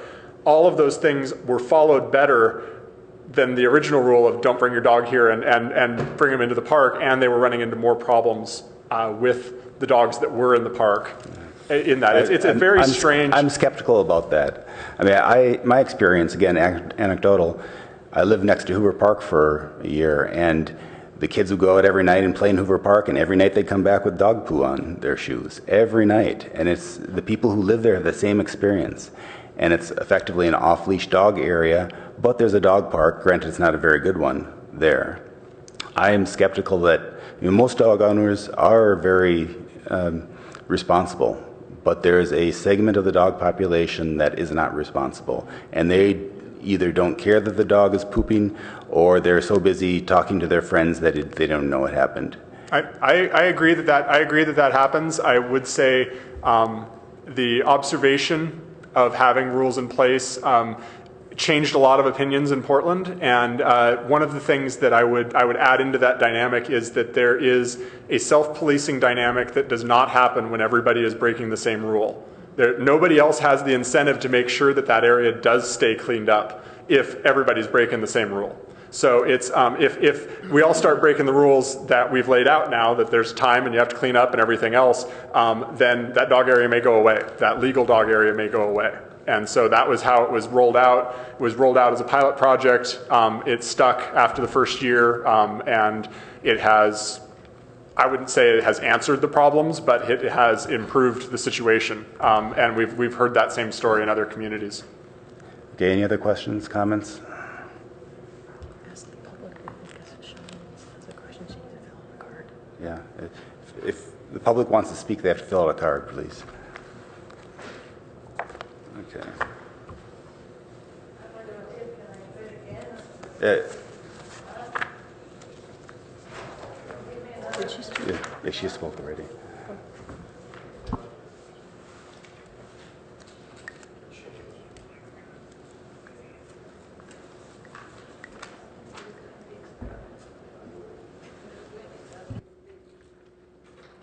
Howard, why don't you speak first and fill out the card afterwards? In general, we don't allow this, but since we did talk about dog parks, and Howard Hoffman is the Dog Association president, we'll make an exception. Thank you, Commissioner. So Howard Hoffman, founder of Palo Alto Dog Owners. And I'm one of those people that is illegally off-leash at Hoover Park. And I can tell you why some people stay in the legally fenced area and why some people don't. Most people do want to follow the rules. Most people don't want to be subject to getting a fine. Most people would rather that their dogs don't have an opportunity to run off. As a dog owner who has pretty well trained dogs, I still would rather have a fence than not have a fence, personally. And I would say that's true of most dog owners. The problem is that the dog run there is pathetic. And you have the question posed to the soccer players. What surfaces better meets your needs? Well, with dogs, we've got basically three possibilities. Decomposed granite, or nicer dirt, grass, and artificial turf. And I think most dog owners would rather have real grass. They would settle for a small park with artificial turf, as you said. And dirt is just totally unsuitable. I mean, it's good for allowing dog poop and urine to be there and not have to worry as much. But it's much better if we have real grass and people cleaning up.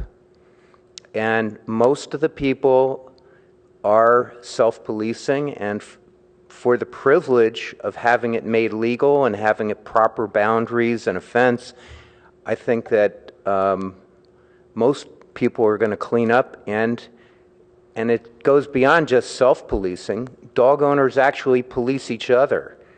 And, you know, the first time that it happened to me that another dog owner looked at me like, oh, your dog pooped over there. I'm like, at first I'm like, oh. And then I realized, hey, this is great. This is the way it should be. We should, if I missed that my dog made a mess, I want somebody else to, I mean, I should be paying attention, but if I miss it for some reason, I want somebody to tell me, because I want to clean up after my dogs. And most of us go beyond that. If we see dog poop on the grass, even if it's cold and it happened yesterday, I'm going to clean it up. And most of the other dog owners feel the same way. We don't want to have dog poop there. We don't want people saying that we're a problem. So if we had decent facilities, you'd have compliance, gladly. Better to have it fenced, however that's done, than not fenced. But better to have rules, better to have it that everybody understands what the rules are, because if people do understand what the rules are, not only do they police themselves, they police each other. Is that clear enough? Thank you.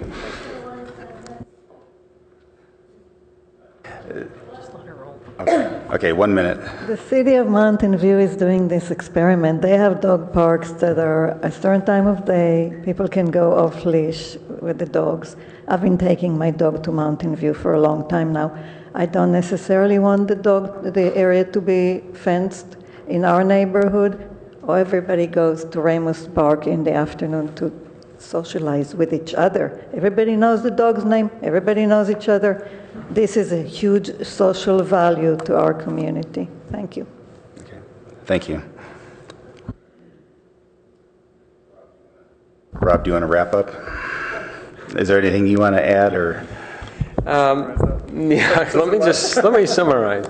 Hour and 45 minutes. No, I think this is really good progress. I think we've done some good work. These guys in particular have done some good work with this survey and the analysis, and you know, very very interesting data. And I think as it fits in with all of the other data that we're gathering, it's, you know, I'm starting to feel a little more hopeful, you know, and then you know, maybe a month or two ago where we were struggling about some of this data. We're not there yet. I get that. I think that Binders has helped as well, but important progress. So thank you for reviewing it and for your feedback.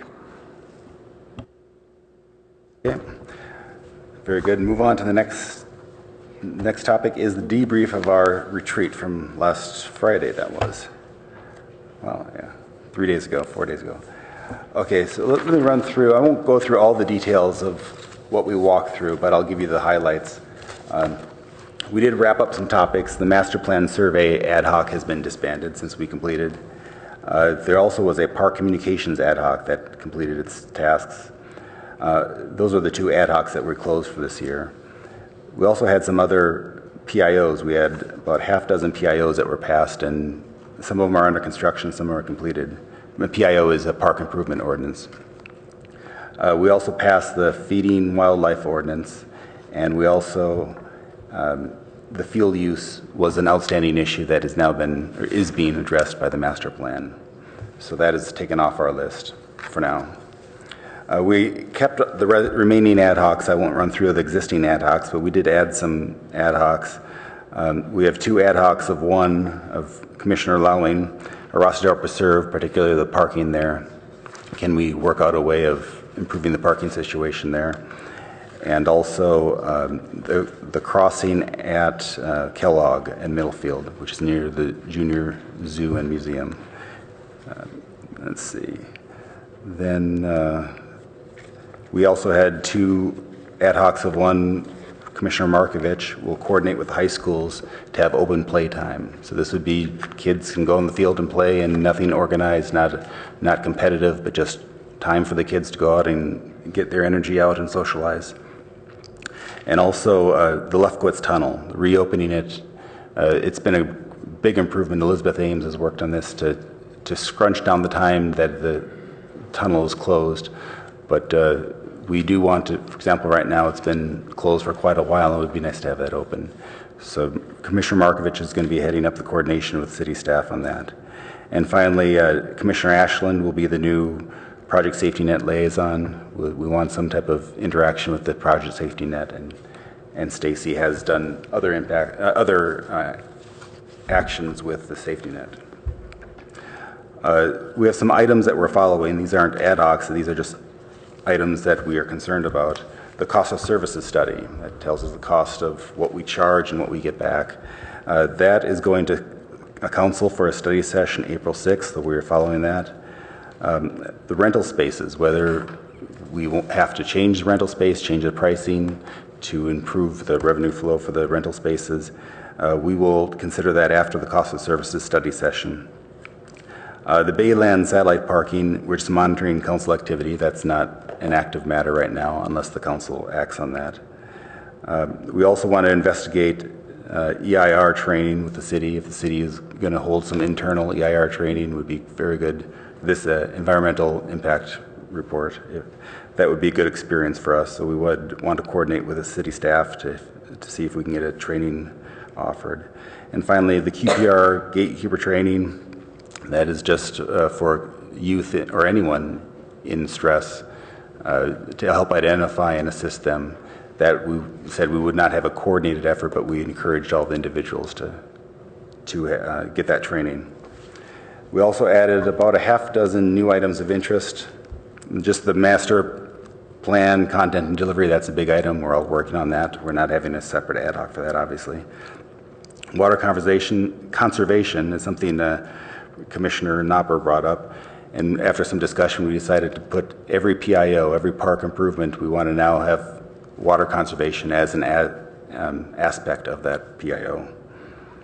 We are watching the Baylands Comprehensive Conservation Plan, and that will be done fiscal year 2017, so that's still a year and a half off.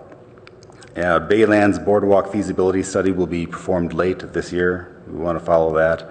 There's been a lot of interest from the public about the Baylands Boardwalk, and we want to see what the feasibility says, whether we can repair it, whether it has to be completely replaced.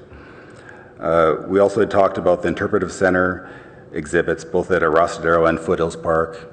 This came out of a discussion about the Baylands Interpretive Center. So all 3 of those interpretive centers, we want to evaluate the exhibits on that. There currently is a CIP for the Baylands Interpretive Center exhibits, but not for the other 2. And finally, outreach to seniors and teens. We think that quite often they are overlooked in the planning. None of us are teens. Some of us are getting close to seniors, but we want to make sure that all the demographics in the city are properly get input into the parks. Was there any other comments, or did I miss anything?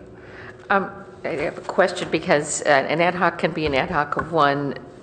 We talked about that. So, for example, on Project Safety Net, I signed up for that in the open playing field space at the high schools.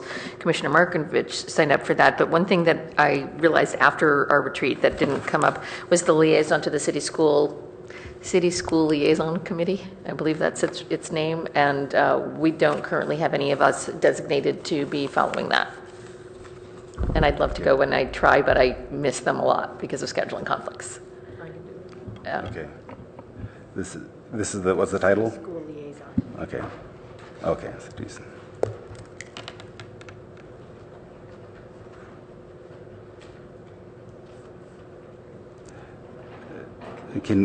Yeah. Okay. Is that something where we could have 2 people? Well, I mean, if you're interested in it, I'm interested, but I don't have as much time and availability Okay. to attend it as I'd like, so I'd be happy if another person would be willing to be interested. I mean, is that appropriate? Because the city school league committee is usually school board members and city council members. So is this somebody who would go to that meeting and observe it, or Yeah. you don't really have a seat at the table? You don't really have a seat at the table, but you do not. go to observe, and oftentimes it is a discussion that's relevant to our department, community services, and not infrequent, parks and recreation. And in fact, the next meeting is April 2nd, and it's at the school district, and one of the topics is Project Safety Net. That'll be a discussion. And also interestingly, the committee has largely been a sort of informative information sharing committee. School district shares to the city school about things that they're doing.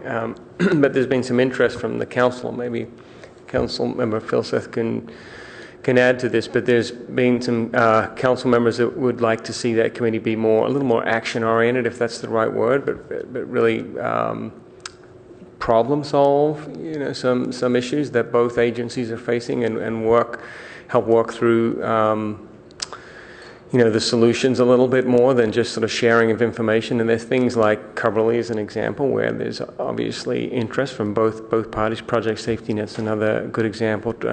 Traffic and safe routes to school is another good example. There's several. But there was an interest from some council members that be a little bit more of a working committee than just a sharing of information, which I thought is an interesting development, and they were going to be discussing that on April 2nd. Council member?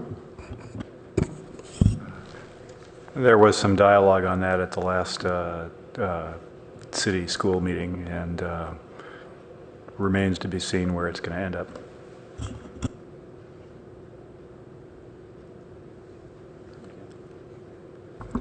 okay. Any other comments or questions about the? No, it was originally on our list a couple of years ago when I first came on the commission. That's why, and I wondered if it had intentionally come off our list or if it was just lack of, interest or time. So I'm fine with it either way. Okay. Yeah, I looked at last year's list. I did not compare it to the year before to see if anything else had fallen off last year. Okay. We'll move on to the next topic, which is ad hoc committee liaison updates. I think I'll start off with one. Bixby Park will be coming next month, and Commissioner Cromie and I have spent a lot of time with Darren working on that. I think they've improved it a lot. The trails, there's less trails up on Bixby, but and they're better laid out. If you go up there, sometimes it gets a little disorienting because there's so many crisscrossing trails that when you get to an intersection, you don't know exactly where you're at. Yeah, it is a bit of a maze. The new layout is much simpler, and I think will be still sufficiently dense to give people options as opposed to just one loop around the outside. There's some crisscrossing, but I think it's a better design. Do you have any?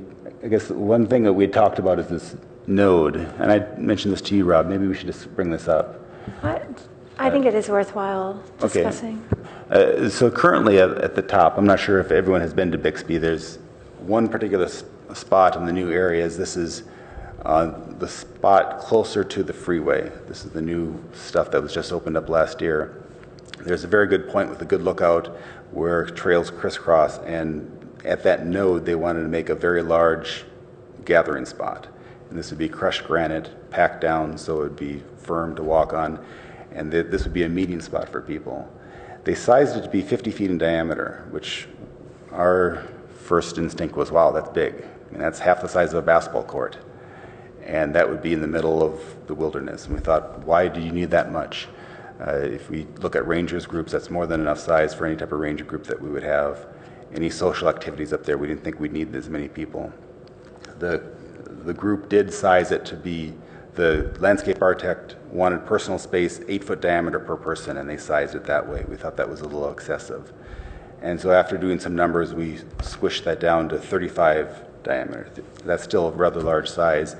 We estimated that if you had 3 feet around, for example, if you have a ranger group and you're listening to the ranger, you're not going to be any further away than 3 feet from the person next to you. You still could have over 100 people there, and even more if you wanted to squish it even further. And if you had something like a social event, maybe a 4-foot diameter, there you still could have 60 people around there. So we thought that 35 feet was more than enough, but then after talking to Rob was saying, well, do we want to shrink it or not? Do we want to oversize it? And I'd be curious what the Commissioner Cromie. I think I stand by shrinking it down to 35. I walked it also with Commissioner Hetterly. It's that place that we saw at the crossroads, and it just seems out of scale. Yeah. And also, when you are gathering, you're gathering at the crossroads of 4 paths. So you're in the center, and you can also go into those paths a little bit that provide a lot of extra space. Yeah.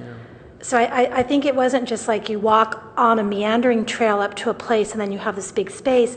It's this crossroads. So it really adds scale to it. And I think that's where it just felt so extra big. Commissioner Hetterly, do you have a comment? This is not really a topic for discussion today, so you can give an update, but this isn't on the agenda. So we're going to discuss this at the next meeting, I think. Okay. And this is a good teaser. Okay, teaser for next week. And people can go see it. It's a really great walk up there. I really recommend it. All commissioners who are interested, you could even text Commissioner Rechtel and I, and we would join you out there if anyone's interested. But in general, if people have comments, email Darren about this. He's working this. He's working on the PIO for next month. So if you do have comments, you should get them in now so he can reflect it for the PIO. Is it the PIO coming next month or a discussion? I think it's discussion, actually. Oh, it's not? Yeah, Okay. but I'll double check with him. I know it's come to the commission once before, but given that there are fairly substantive changes that the whole commission hasn't seen, I'd be surprised if he's really bringing the PIO this time. That would make more sense. Yeah. Okay. Okay, any other ad hocs? Yes, I have a dog update. On Monday, March 16th, we had a stakeholders meeting with field users at Darren Anderson's office, representatives from Palo Alto Little League, Babe Ruth League, and the Mountain View Football Club, or Mountain View Soccer. PSP Union Soccer. Thank you, I can never get the letters.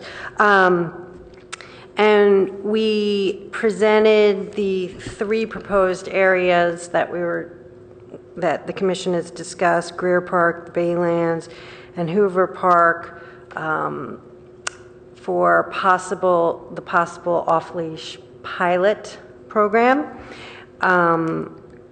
We had a very passionate discussion, specifically from Palo Alto Little League. It didn't impact soccer fields at all.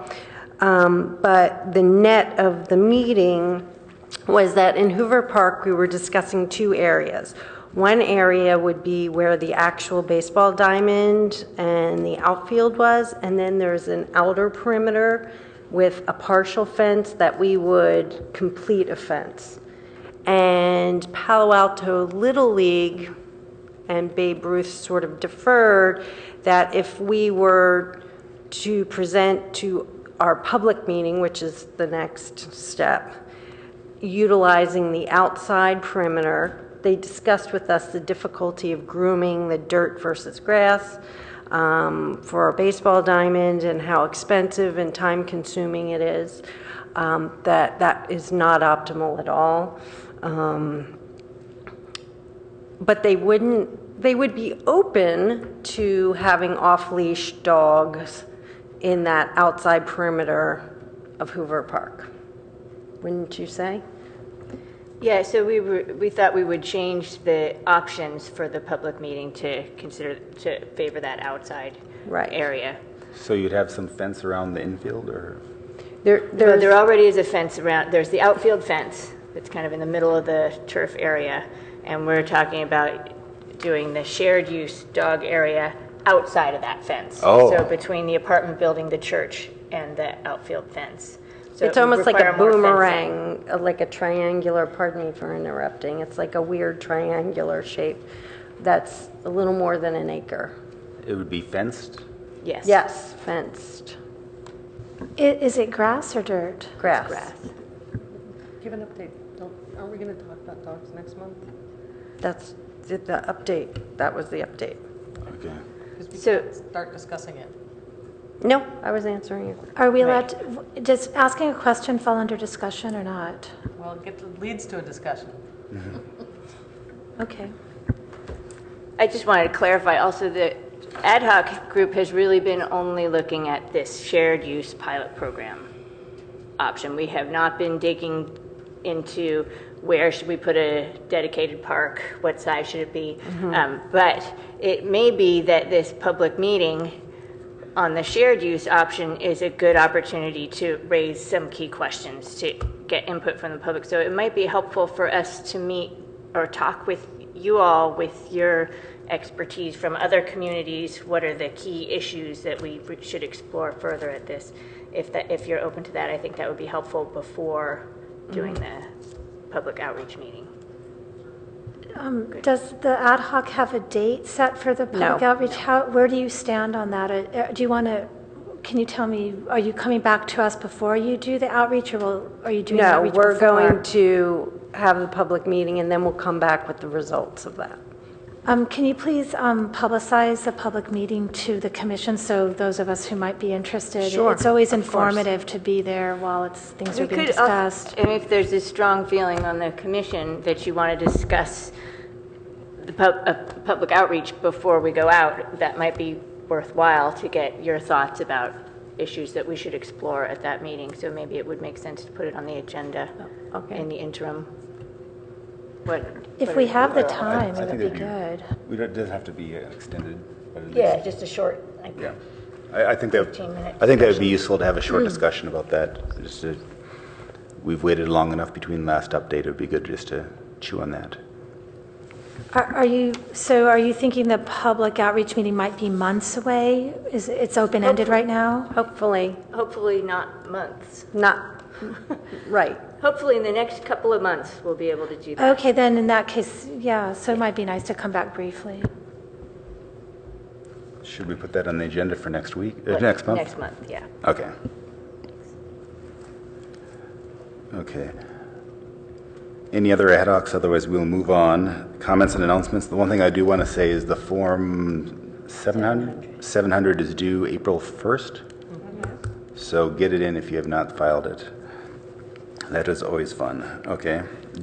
Rob, did you have any other? I just have a couple of quick ones. You mentioned the cost of services study, so hopefully you have that on your calendar. There's an event, an all-day event on May 30th. It's a ways out, but I thought I'd let you know if you haven't heard about it already. It's called The Summit, and it's about the comp plan for the city. And I know the Commission cares a lot about that. It's an all-day event, and you can learn about the current thinking on the comp plan and some of the results from the Palo Alto outreach effort that's been happening over the last several months. So you can put that on your calendar. I believe it's a Saturday.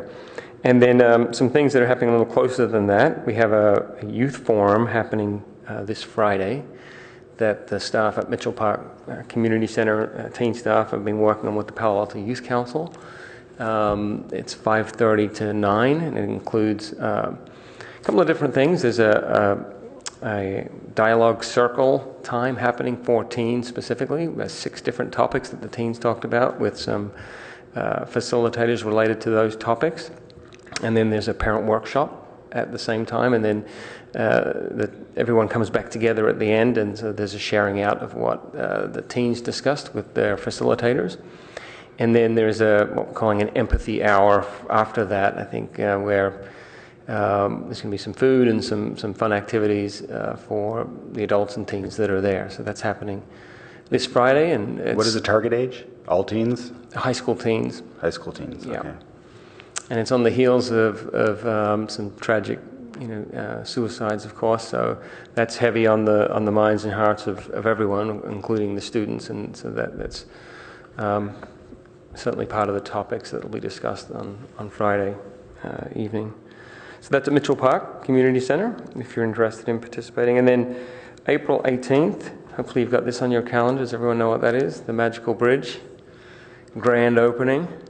Right, Peter? Here's the guy that's helped make it happen right there. And, of course, Alinka and many others in the community that have fundraised to help build that really awesome playground. And so that's going to be a lot of fun that day. So hopefully that's on your calendars. I know that's all day, but can you just remind us what time the actual presentation is? I'll say it's 11:30. It's at 10 a.m. And it's scheduled to go 30 to 45 minutes, the opening ceremony, so it's starting at 10.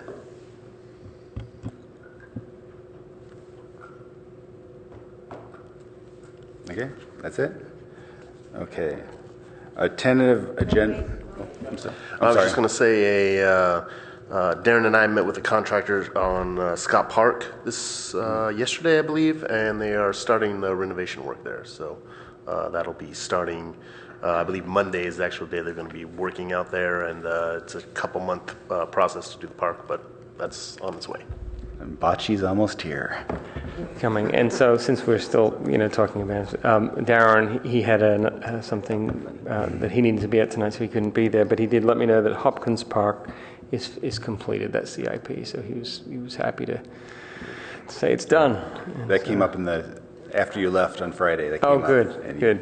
He was quite happy. It was like a proud papa. Okay, agenda for next month. We're going to have the dog park, just discussion about the public meeting. And Bixby Trails. Yes, and Bixby Trails.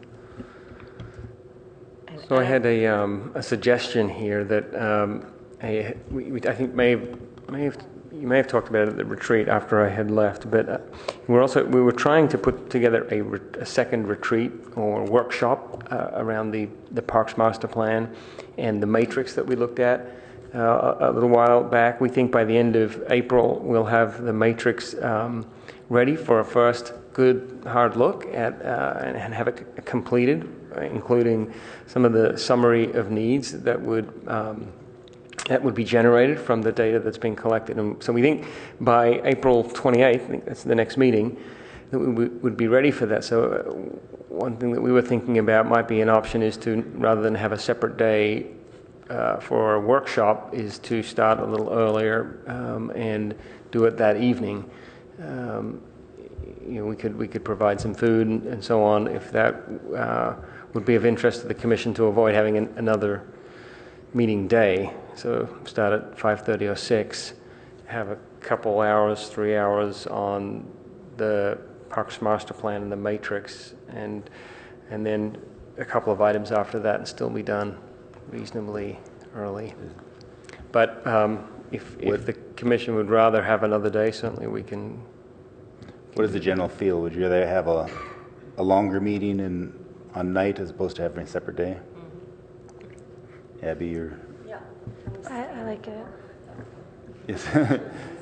We'll get up and move you around. I think for the park master plan portion of it, we were discussing doing it in another room, perhaps the one on the corner of the new, so we can sit around a round table and. Yeah, I think it would be good to be at a table. And sometimes if you have stuff to look at, it's nicer to gather as opposed to be spread out here. Meeting times, what can people make? 6 o'clock, 5:30, what's too early?